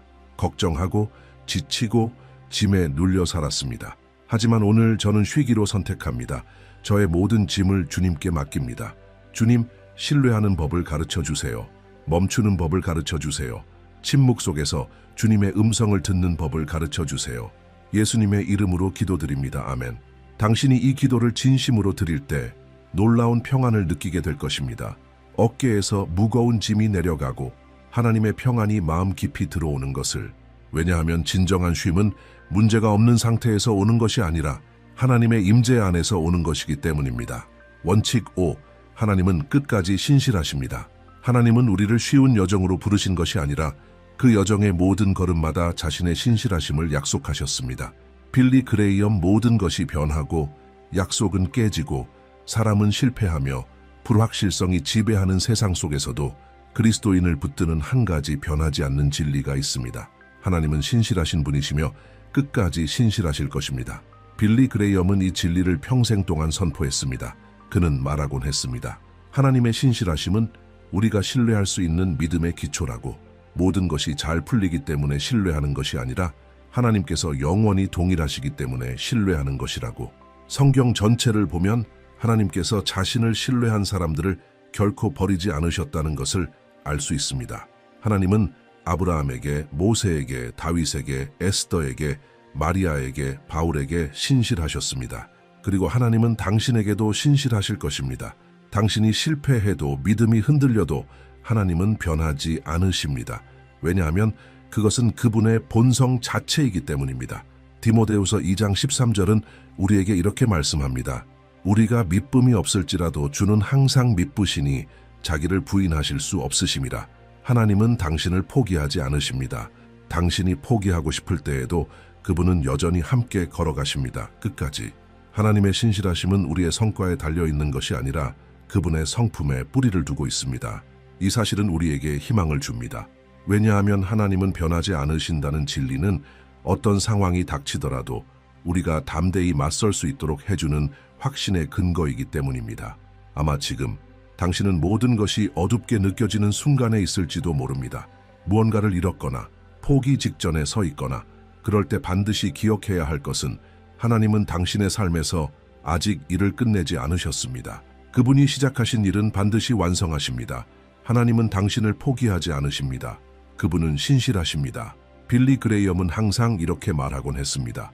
십자가는 하나님의 신실하심에 대한 가장 큰 증거입니다. 바로 그곳에서 예수님은 당신을 사랑하셔서 자신의 생명을 내어주셨습니다. 만약 예수님께서 죽기까지 신실하셨다면 그분께서 끝까지 당신을 붙들어 주실 것이라는 사실도 확실합니다. 이 진리를 신뢰하세요. 그 안에서 쉬세요. 그리고 그 진리를 따라 살아가세요. 왜냐하면 모든 것이 변해도 하나님은 변하지 않으시고 그분의 신실하심은 영원하기 때문입니다. 우리는 이 깊은 묵상의 끝에 다다랐습니다. 그리고 지금까지 함께 살펴본 모든 것을 돌아보면 하나의 분명한 진리가 드러납니다. 하나님을 신뢰하는 삶은 단지 멋진 생각이 아니라 삶을 변화시키는 믿음의 방식입니다. 우리는 함께 배웠습니다. 신뢰는 감정이 아니라 믿음의 결정입니다. 매일 당신은 두려움을 주님께 맡기기로 선택할 수 있습니다. 하나님은 당신이 보지 못할 때에도 더 크신 계획을 이루고 계십니다. 그분은 언제나 사랑으로 무대 뒤에서 일하고 계십니다. 신뢰는 하나님을 아는 데서 자랍니다. 하나님과 가까워질수록 당신의 믿음은 더욱 흔들리지 않게 됩니다. 하나님 안에서 쉰다는 것은 영적 용기입니다. 모든 것이 불안한 세상 속에서 멈추고 맡기는 선택은 성숙함의 증거입니다. 하나님은 끝까지 신실하십니다. 주변이 다 흔들려도 하나님의 신실하심은 변하지 않습니다. 이 5가지 원칙은 단순한 이론이 아닙니다. 당신의 일상 속에서 실천하고 살아낼 수 있는 영적 진리들입니다. 하나님은 당신이 불안에 묶인 삶이 아니라 신뢰라는 반석 위에 세워진 자유로운 삶을 살기를 원하십니다. 그리고 그 반석은 오직 예수 그리스도입니다. 이번 주 제가 당신에게 드리고 싶은 초대는 아주 간단하지만 깊은 의미가 담겨 있습니다. 지금까지 나눈 5가지 원칙 중 하나를 실천해 보세요. 아침에 이렇게 선포하는 것으로 시작할 수 있습니다. 주님, 저는 주님을 신뢰합니다. 혹은 하루 중 의도적으로 하나님 안에서 쉬는 시간을 만들어 보세요. 아니면 하나님께서 과거에 하신 일들을 적어보며 그분의 신실하심을 기억하는 것도 좋습니다. 무엇을 선택하든 중요한 건 예수께서 이르시되 나는 부활이요 생명이니 나를 믿는 자는 죽어도 살겠고 요한복음 11:25 당신은 한 번이라도 사람이 죽은 후에 정말로 무슨 일이 일어나는지 스스로에게 물어본 적이 있습니까? 죽은 자들이 자고 있는 것일까요? 하늘에 있는 것일까요? 지옥에 있는 것일까요? 의식이 있는 것일까요? 아니면 없는 것일까요? 진실은 이것이 인류 역사상 가장 오래된 질문 중 하나이며 또한 가장 중요한 질문 중 하나라는 것입니다. 그리고 성경이 이에 대해 드러내는 것은 가장 열렬한 그리스도인들조차 놀라게 할 수 있습니다. 오늘 우리는 기독교 신앙의 가장 깊은 주제 중 하나인 영혼의 영원한 운명에 대해 파고들 것입니다. 그리고 우리는 인간의 의견이나 전통이 아니라 하나님의 말씀의 빛에 따라 성경이 실제로 말하는 바에 근거하여 그것을 살펴볼 것입니다. 죽음은 보편적인 현실입니다. 우리 모두는 사랑하는 사람을 잃는 아픔을 마주하게 되고 결국에는 우리 자신의 영원한 운명과 맞닥뜨리게 됩니다. 그러므로 죽음 이후에 무슨 일이 일어나는지를 이해하는 것은 단순한 호기심의 문제가 아니라 희망과 믿음, 그리고 구원의 문제입니다. 20세기의 가장 위대한 전도자 중 한 명인 빌리 그레이엄은 이 문제를 다룸에 있어 언제나 직설적이었습니다. 그는 성경에 분명히 드러난 것을 완화시키기 위해 말들을 포장하지 않았습니다. 그는 이렇게 말하곤 했습니다. 죽음은 단지 하나의 전환일 뿐 끝이 아니다. 그러나 어디로의 전환입니까? 그리고 우리를 기다리고 있는 것이 무엇인지 어떻게 확신할 수 있습니까? 이 메시지는 매우 영적이지만 동시에 희망으로 가득 차 있습니다. 죽은 자들이 어디에 있는지를 아는 것은 사실 하나님께서 우리에게 주고자 하시는 생명에 대해 더 깊이 이해하는 것이며 그것은 죽음 이후뿐 아니라 바로 지금 이 땅에서도 주어지는 것입니다. 많은 사람들이 인간의 철학이나 영적 사상 혹은 성경이 너무도 분명하게 드러낸 것을 왜곡하는 전통들에 의해 속아왔습니다. 그렇기 때문에 오늘 우리는 곧장 근원으로 나아갈 것입니다. 곧 하나님의 말씀으로 말입니다. 그리고 진리를 갈망하는 자들에게 그 답이 거기 있음을 알게 될 것입니다. 이제 만약 당신이 이 메시지가 당신의 삶이나 당신이 사랑하는 누군가의 삶을 변화시킬 수 있다고 느낀다면 저는 당신을 이 채널에 구독하도록 초대하고 싶습니다. 우리는 여기서 함께 하나님의 말씀을 공부하고 매일 영적으로 성장하기 위해 있습니다. 만약 당신이 성경에 근거한 믿음과 희망으로 가득한 이런 메시지를 계속해서 받고 싶다면 지금 바로 구독하고 알림을 활성화하십시오.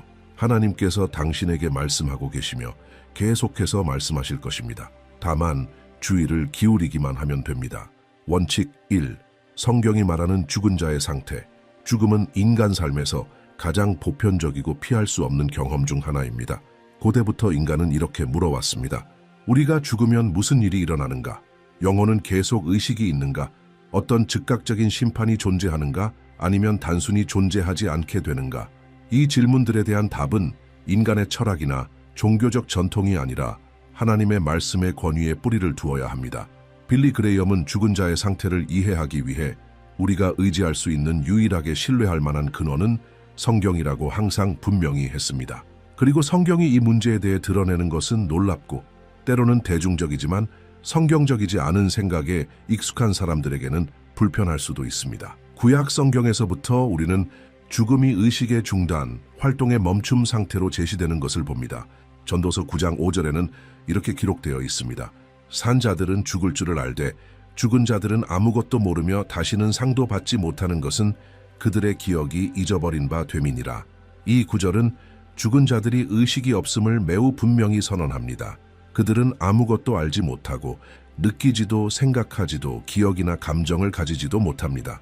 이 상태는 자주 잠에 비유되는데 이는 성경에서 특별히 믿음 안에서 죽은 자들의 죽음을 묘사할 때 자주 사용하는 표현입니다.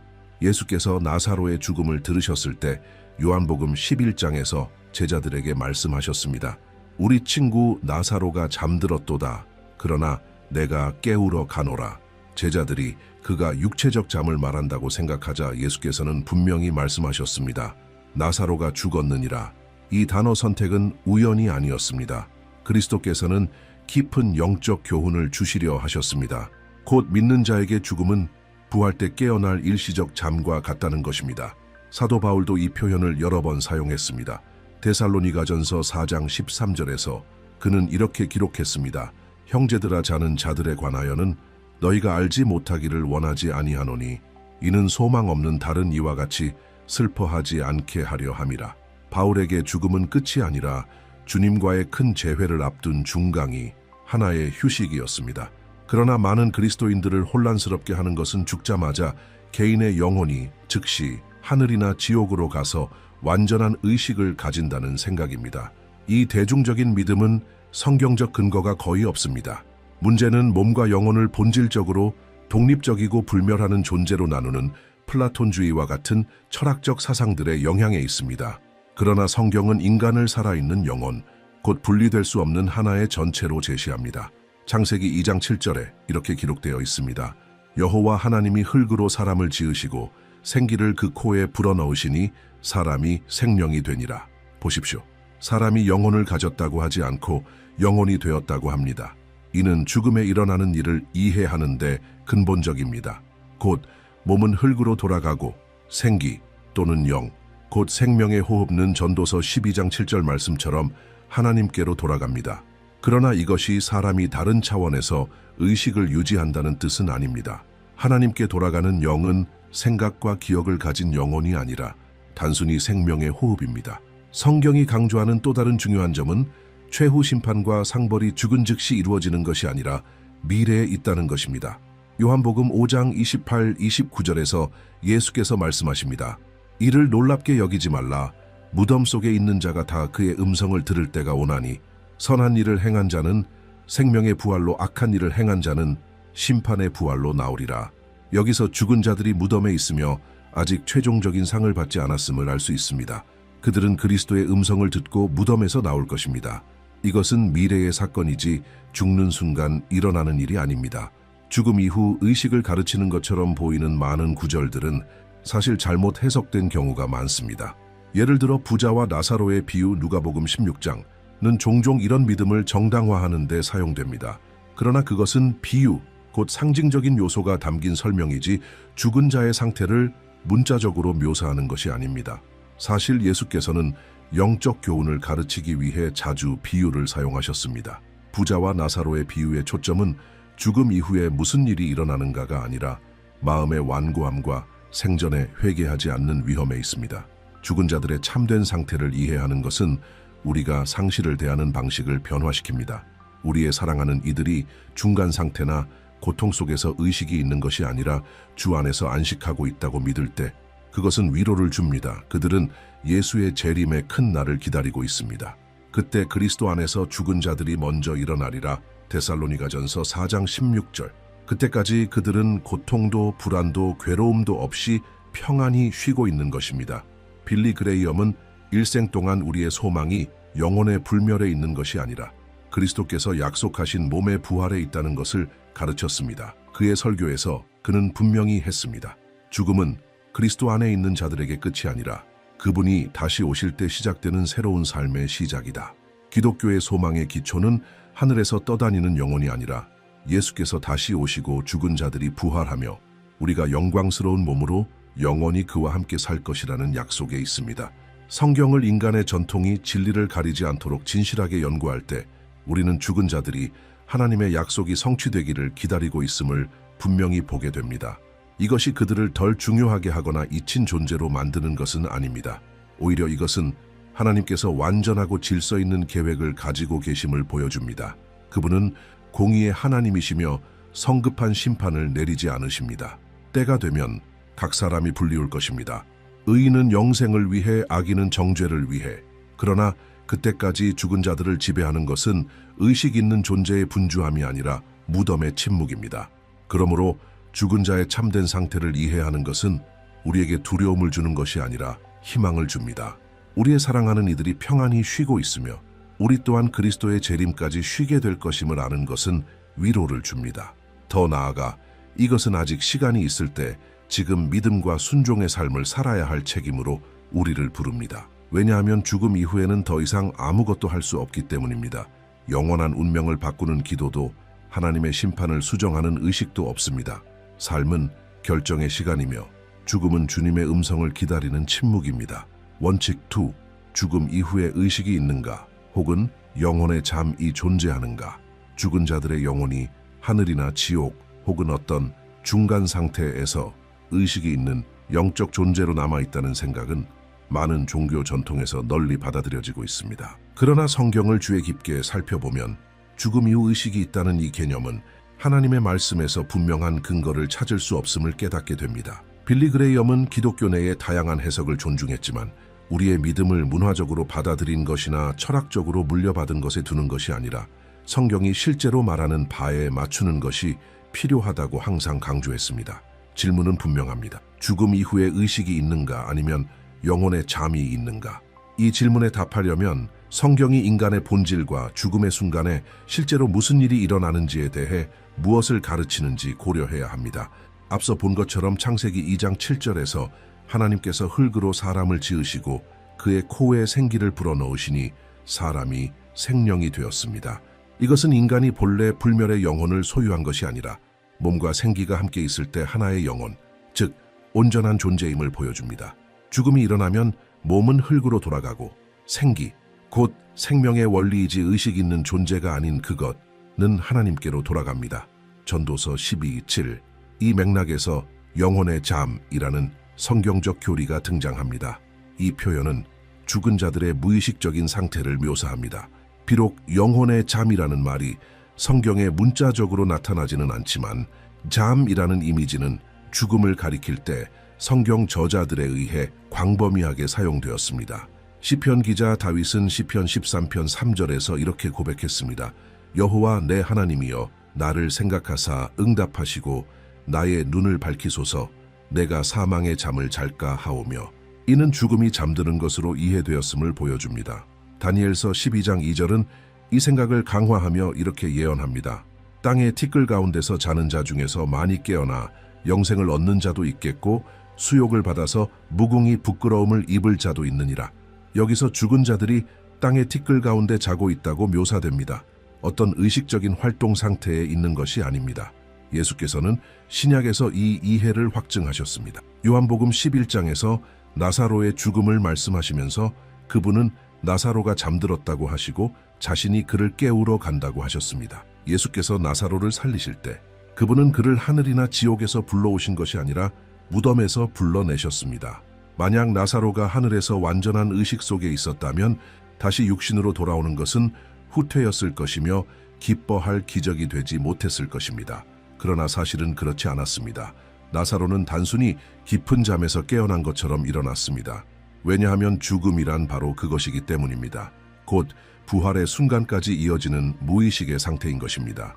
전도서 9장 10절에서 우리는 이 무의식의 상태에 대한 강력한 선언을 또 하나 발견합니다.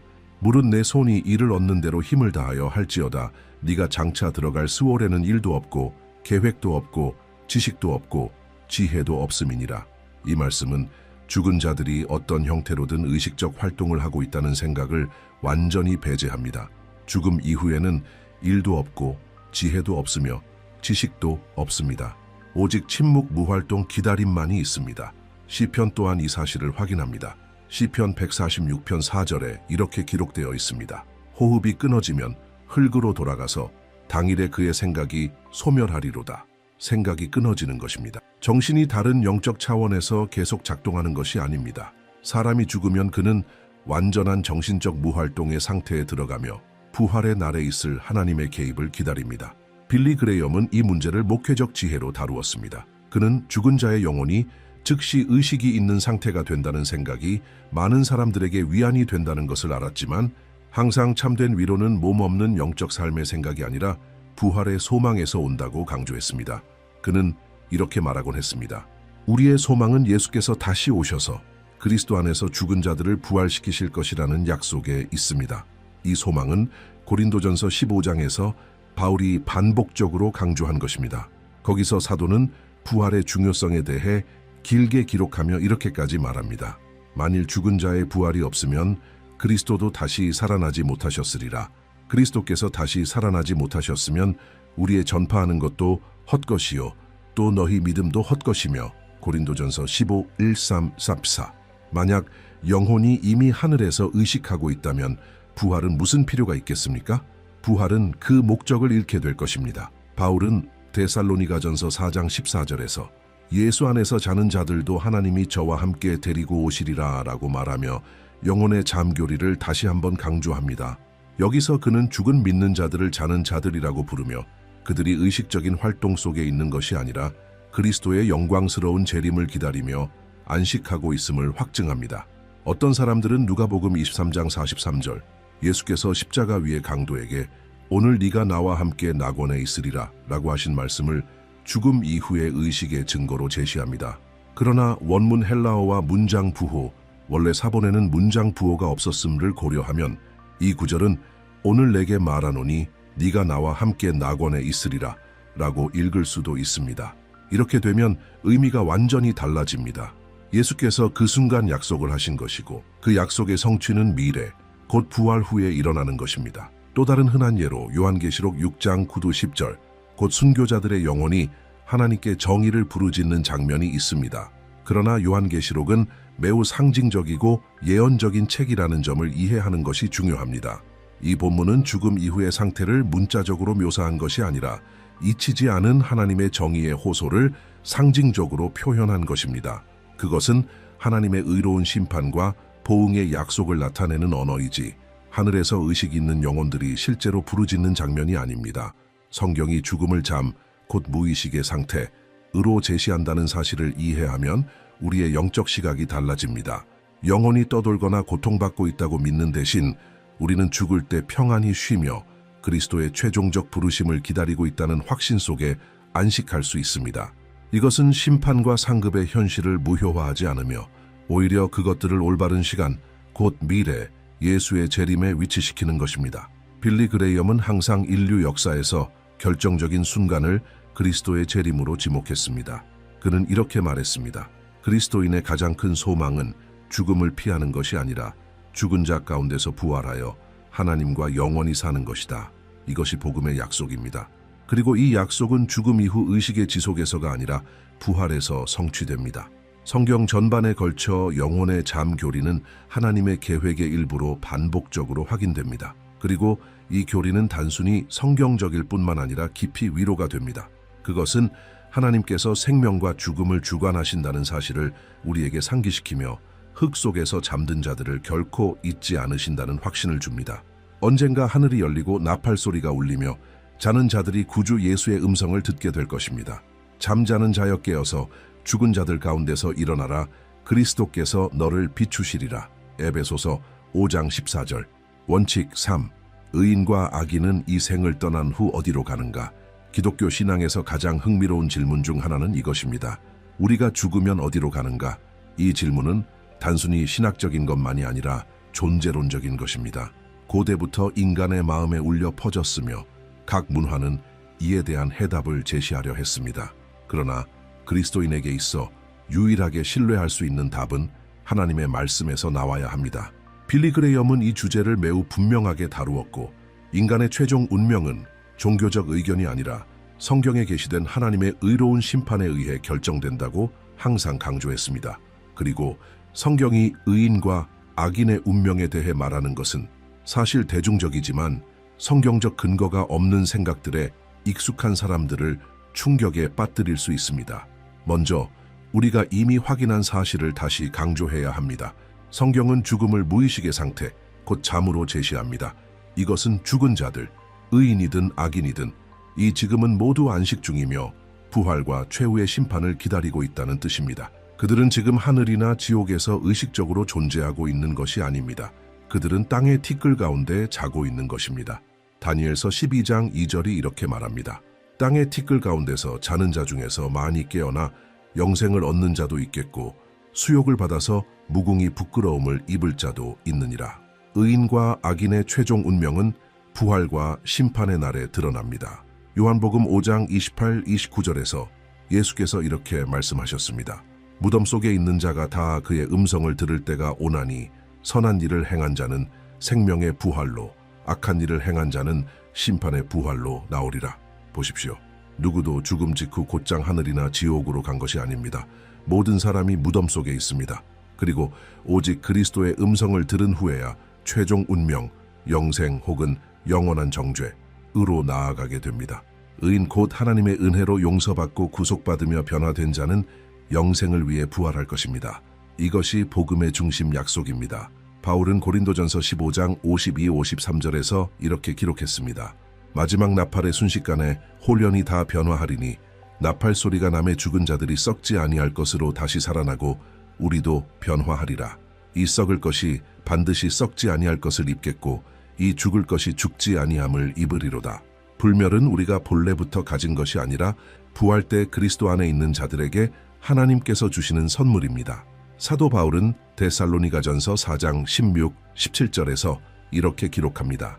주께서 호령과 천사장의 소리와 하나님의 나팔로 친히 하늘로부터 강림하시리니 그리스도 안에서 죽은 자들이 먼저 일어나고 그 후에 우리 살아남은 자들도 저희와 함께 구름 속으로 끌어올려 공중에서 주를 영접하게 하시리니 그리하여 우리가 항상 주와 함께 있으리라.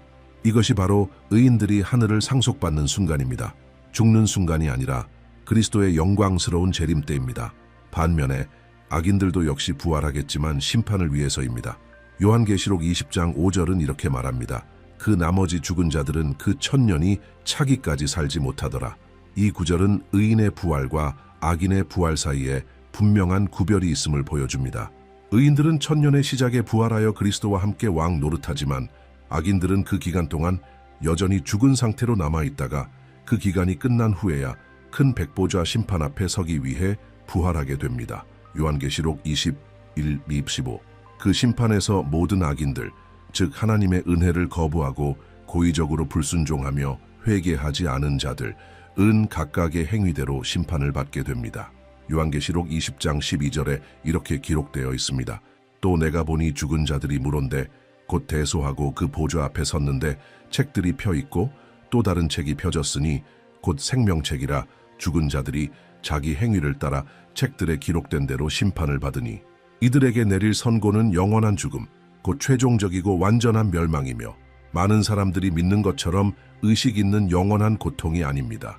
성경은 불못이라 불리는 장소를 말하며 이는 둘째 사망으로 식별됩니다. 요한계시록 21사. 여기서 사용된 사망이라는 단어는 상징이 아닙니다. 그것은 존재의 최종적이고 확정적인 끝, 곧 소멸을 가리킵니다. 로마서 6장 23절은 이렇게 선언합니다. 죄의 삭슨 사망이요 하나님의 은사는 그리스도 예수 우리 주 안에 있는 영생이니라. 영생은 의인들에게 주어지고 사망, 곧 영원한 고통 속의 삶이 아닌 이 악인들의 운명입니다. 빌리 그레이엄도 그의 설교에서 지옥은 하나님과의 영원한 분리이며 용서받지 못한 죄의 최종적 결과라고 선포했습니다. 그는 이렇게 말하곤 했습니다. 지옥은 실제로 존재하지만 당신은 거기에 갈 필요가 없습니다. 그리스도께서 지금 당신에게 구원을 제시하고 계십니다. 그렇다면 죽은 자들, 곧 의인과 악인은 죽음 직후 어디로 갑니까? 무덤으로 갑니다. 거기에서 그들은 의식 없이 쉬고 있습니다. 하늘도 아니고 지옥도 아닙니다. 다만 하나님의 약속이 성취되기를 기다리고 있을 뿐입니다. 의인은 부활할 때 영생과 하나님의 임재를 상속받고 악인은 부활할 때 심판을 받고 둘째 사망을 맞이하게 될 것입니다. 또한 죽음 이후 즉각적인 보상이 있다는 교리는 최후 심판의 중요성을 무효화하기 때문에 위험하다는 점을 강조하는 것도 중요합니다. 만일 사람이 죽는 순간 이미 하늘이나 지옥에 들어가 있다면 심판은 무슨 의미가 있겠습니까? 모든 사람이 이미 영원한 운명에 들어가 있다면 왜 예수께서 영광과 천사들과 함께 다시 오셔서 세상을 심판하셔야 합니까?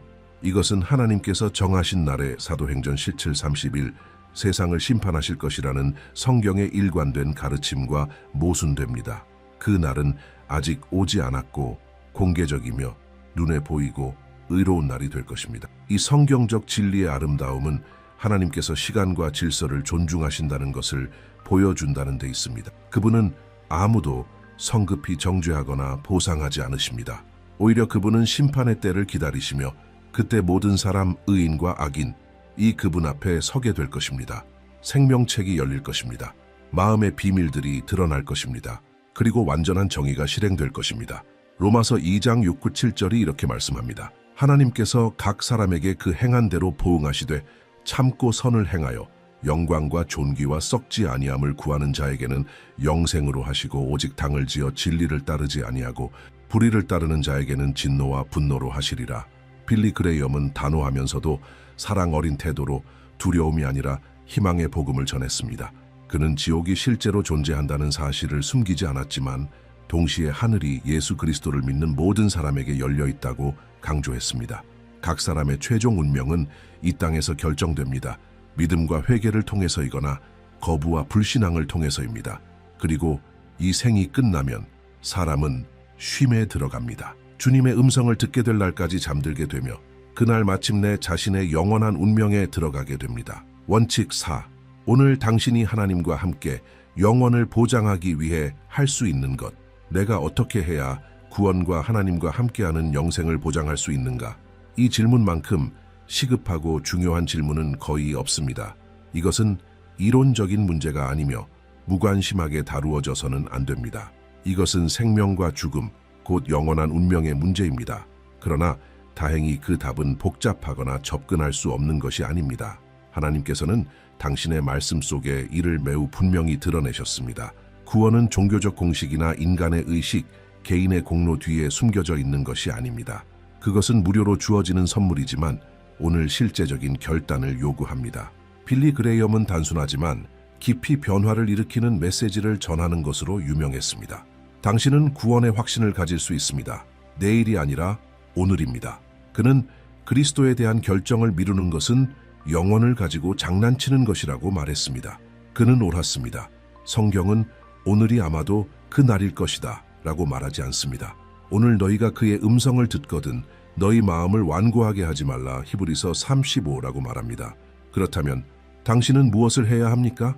첫 번째 단계는 자신의 영적 상태를 인정하는 것입니다. 로마서 3장 23절은 이렇게 선언합니다. 모든 사람이 죄를 범하였음에 하나님의 영광에 이르지 못하더니 이것은 아무도, 절대 아무도 스스로의 공로로 구원에 이를 수 없다는 뜻입니다. 선한 행위로도, 교회 출석으로도, 자선으로도 불가능합니다. 죄는 우리를 하나님에게서 분리시킵니다. 그리고 이 분리는 치명적입니다. 로마서 6장 23절은 이렇게 말합니다. 죄의 삭은 사망이요 하나님의 은사는 그리스도 예수 우리 주 안에 있는 영생이니라. 여기에서 기쁜 소식이 드러납니다. 그것은 하나님의 무료 선물입니다. 영생은 선물이며 모든 선물처럼 받아들여야 합니다. 그렇다면 이 선물을 어떻게 받습니까? 믿음을 통해서입니다. 에베소서 2장 8, 9절은 이렇게 말합니다. 너희가 그 은혜를 인하여 믿음으로 말미암아 구원을 얻었나니 이것이 너희에게서 난 것이 아니요 하나님의 선물이라. 행위에서 난 것이 아니니 이는 누구든지 자랑치 못하게 함이니라. 믿음은 단순히 하나님이 존재하신다고 믿는 것이 아닙니다. 마귀도 믿고 떠느니라. 야고보서 2:19. 구원하는 믿음은 전적인 신뢰와 실제적인 그리스도께 대한 헌신입니다. 그것은 십자가에 달리신 예수를 바라보며 그분이 나를 위해 죽으셨다고 고백하는 것입니다. 내가 누구인지 무엇을 하든지 나를 구원할 수 없음을 인정하고 오직 그분께서 모든 것을 이루셨음을 받아들이는 것입니다. 요한복음 3장 16절, 아마도 성경에서 가장 잘 알려진 구절에서 예수께서 이렇게 말씀하십니다. 하나님이 세상을 이처럼 사랑하사 독생자를 주셨으니 이는 저를 믿는 자마다 멸망치 않고 영생을 얻게 하려 하심이라. 약속이 보이십니까? 믿는 자에게 영생이 주어진다는 것입니다. 그러나 여기서 말하는 믿음은 회개를 포함합니다. 빌리 그레이엄이 항상 강조했던 부분이 바로 이것입니다. 진정한 회개 없는 믿음은 없습니다. 회개는 단순히 후회하는 것이 아닙니다. 죄의 결과 때문에 우는 것도 아닙니다. 그것은 방향을 바꾸는 것입니다. 나는 하나님에게서 멀어지고 있었지만 이제는 그분께로 돌아가겠다라고 말하는 것입니다. 사도행전 3장 19절은 이렇게 명령합니다. 그러므로 너희가 회개하고 돌이켜 너희 죄 없이 함을 받으라. 회개와 회심은 함께 갑니다. 회개는 우리가 잘못했음을 진심으로 인정하는 것이고 회심은 그리스도를 따르기로 결단하는 것입니다. 믿고 회개한 후 다음의 자연스러운 반응은 예수님에 대한 믿음을 공개적으로 고백하는 것입니다. 로마서 10장 9, 10절은 이렇게 설명합니다. 네가 만일 내 입으로 예수를 주로 시인하며 또 하나님께서 그를 죽은 자 가운데서 살리신 것을 네 마음에 믿으면 구원을 얻으리니 사람이 마음으로 믿어 의에 이르고 입으로 시인하여 구원에 이르느니라. 그리스도를 고백한다는 것은 그분이 유일한 길임을 선언하는 것입니다. 다른 어떤 구원의 방법도 거부하고 용기 있게 기독교 신앙을 단순한 내적 믿음이 아니라 삶의 방식으로 받아들이는 것입니다. 그러나 이 모든 것은 오늘 해야 합니다. 무시할 수 없는 영적 긴급함이 있습니다. 고린도후서 6장 2절에서 바울은 이렇게 기록합니다. 보라 지금은 은혜 받을 만한 때요. 보라 지금은 구원의 날이로다. 내일이 보장되어 있지 않습니다. 영원은 한 호흡거리입니다. 그러므로 그리스도 없는 매 순간은 영원한 위험입니다. 빌리 그레이엄은 종종 복음을 듣고 마음이 감동되었지만 나중에 결정하겠다라고 말했던 사람들의 이야기를 전했습니다. 그러나 그들은 다시는 기회를 얻지 못했습니다. 그는 마치 마지막으로 전하는 것처럼 설교했고 매 순간이 인생의 마지막일 수 있음을 알기에 즉시 결단하라고 청했습니다. 인생은 연약하고 죽음은 조용히 예고 없이 찾아오기 때문입니다. 살아있을 때 내리는 결정이 영원히 어디에 있을지를 결정합니다. 오늘 구원을 확신한다는 것은 또한 거듭남을 의미합니다. 예수께서 요한복음 3장 3절에서 니고데모에게 말씀하셨습니다. 진실로 진실로 내게 이르노니 사람이 거듭나지 아니하면 하나님의 나라를 볼 수 없느니라. 거듭남은 단순히 습관을 바꾸는 것이 아닙니다. 그것은 새로운 본성을 받는 것입니다. 성령께서 당신 안에 거하시며 당신의 생각과 욕망과 성품을 변화시키는 것입니다. 죄의 종에서 하나님의 자녀가 되는 것입니다. 이는 당신이 온전히 그리스도께 자신을 맡길 때 일어납니다. 또한 믿음 안에서 끝까지 인내하는 것이 중요합니다. 구원은 은혜로 주어지지만 그리스도인은 충성되게 살아가도록 부름받았습니다. 그것은 완벽함을 의미하는 것이 아니라 끝까지 머무는 것입니다. 예수께서 말씀하셨습니다. 그러나 끝까지 견디는 자는 구원을 얻으리라. 마태복음 24:13. 하나님과의 관계를 기르고 기도하고 말씀을 읽고 다른 그리스도인들과 교제하며 순종 안에서 살아가는 것이 필요합니다. 그리스도를 따르기로 결단한 후에 또 다른 중요한 단계는 세례입니다. 이는 믿음의 공개적인 증거입니다. 사도행전 2장 38절에서 베드로가 말했습니다. 너희가 회개하여 각각 예수 그리스도의 이름으로 세례를 받고 죄의 사함을 받으라 그리하면 성령의 선물을 받으리니. 세례 자체가 구원을 주는 것은 아니지만 구원받았음을 공적으로 확증하는 것입니다. 이는 옛사람의 장사와 새 생명의 탄생을 상징합니다. 그렇다면 오늘 당신이 하나님과 함께 영원을 보장하기 위해 무엇을 할 수 있습니까? 자신이 죄인이며 구원이 필요함을 인정하십시오. 죄를 진심으로 회개하십시오. 예수 그리스도를 유일한 주님이자 구주로 믿으십시오. 입술과 삶으로 믿음을 고백하십시오. 성령으로 거듭나십시오. 세례를 받으십시오. 끝까지 인내하십시오. 빌리 그레이엄은 그의 많은 메시지를 이렇게 직접적인 호소로 마무리하곤 했습니다. 지금 당장 당신의 삶을 그리스도께 드리시겠습니까? 그분은 당신을 위해 죽으셨습니다. 그분은 부활하셨습니다. 그분은 다시 오실 것입니다. 그리고 지금 당신을 부르고 계십니다. 이 결정은 개인적인 것입니다. 어떤 교회도 당신을 대신해 그것을 내릴 수 없습니다. 어떤 영적 지도자도 당신의 구원을 보장할 수 없습니다. 오직 당신과 하나님 사이의 일입니다. 그리고 그분은 당신의 예를 기다리고 계십니다. 영원히 걸려 있습니다. 예수께서 두 팔을 벌리고 계십니다. 오늘이 당신의 날입니다. 지금이 당신의 시간입니다. 마음을 완고하게 하지 마십시오. 진심으로 이렇게 고백하십시오. 주 예수여, 내가 주를 믿습니다. 나의 죄를 용서하소서. 내 삶에 들어오소서. 내가 주께 나 자신을 드립니다. 나를 구원하소서. 예수의 이름으로 기도합니다. 아멘. 이 공부를 통해 우리는 성경이 죽음과 영원한 운명에 대해 무엇을 가르치는지 분명히 보았습니다. 우리는 죽은 자들이 무의식의 상태, 곧 잠과 같이 하나님의 부활의 약속을 기다리고 있음을 배웠습니다. 우리는 또한 죽음 이후에는 의식이 없고 즉각적인 하늘이나 지옥이 있는 것이 아니라 심판의 날까지의 기다림이 있음을 보았습니다. 우리는 의인들이 그리스도와 함께 영생으로 부활하고 악인들이 둘째 사망, 곧 하나님과의 최종적 분리에 직면하게 될 것을 깨달았습니다. 그리고 무엇보다 중요한 것은 하나님과 함께하는 영혼이 지금 예수 그리스도를 믿음으로 주어진다는 것을 이해했습니다. 이 진리들은 단순히 지식으로 머무는 것이 아니라 우리를 변화시켜야 합니다. 이것은 차가운 교리가 아니라 영생과 영원한 멸망의 문제입니다. 성경은 우리의 호기심을 채우기 위해 이것을 계시하지 않았습니다. 결단으로 우리를 부르시기 위해 계시하신 것입니다. 선택할 때는 지금입니다. 영혼은 오늘의 헌신으로 시작됩니다. 그러므로 당신에게 초대합니다. 하나님과 함께 살기를 선택하십시오. 진리를 선택하십시오. 구원을 선택하십시오. 이 원칙들 중 하나, 아마 마지막 것을 집어서 이번 주에 당신의 삶에 적용해 보십시오. 믿음의 한 걸음을 내딛고 지금부터 하나님께서 당신의 영혼을 변화시키도록 하십시오. 댓글로 남겨주세요. 성경이 말하는 죽은 자들의 운명에 대해 가장 놀라웠던 점은 무엇인가요?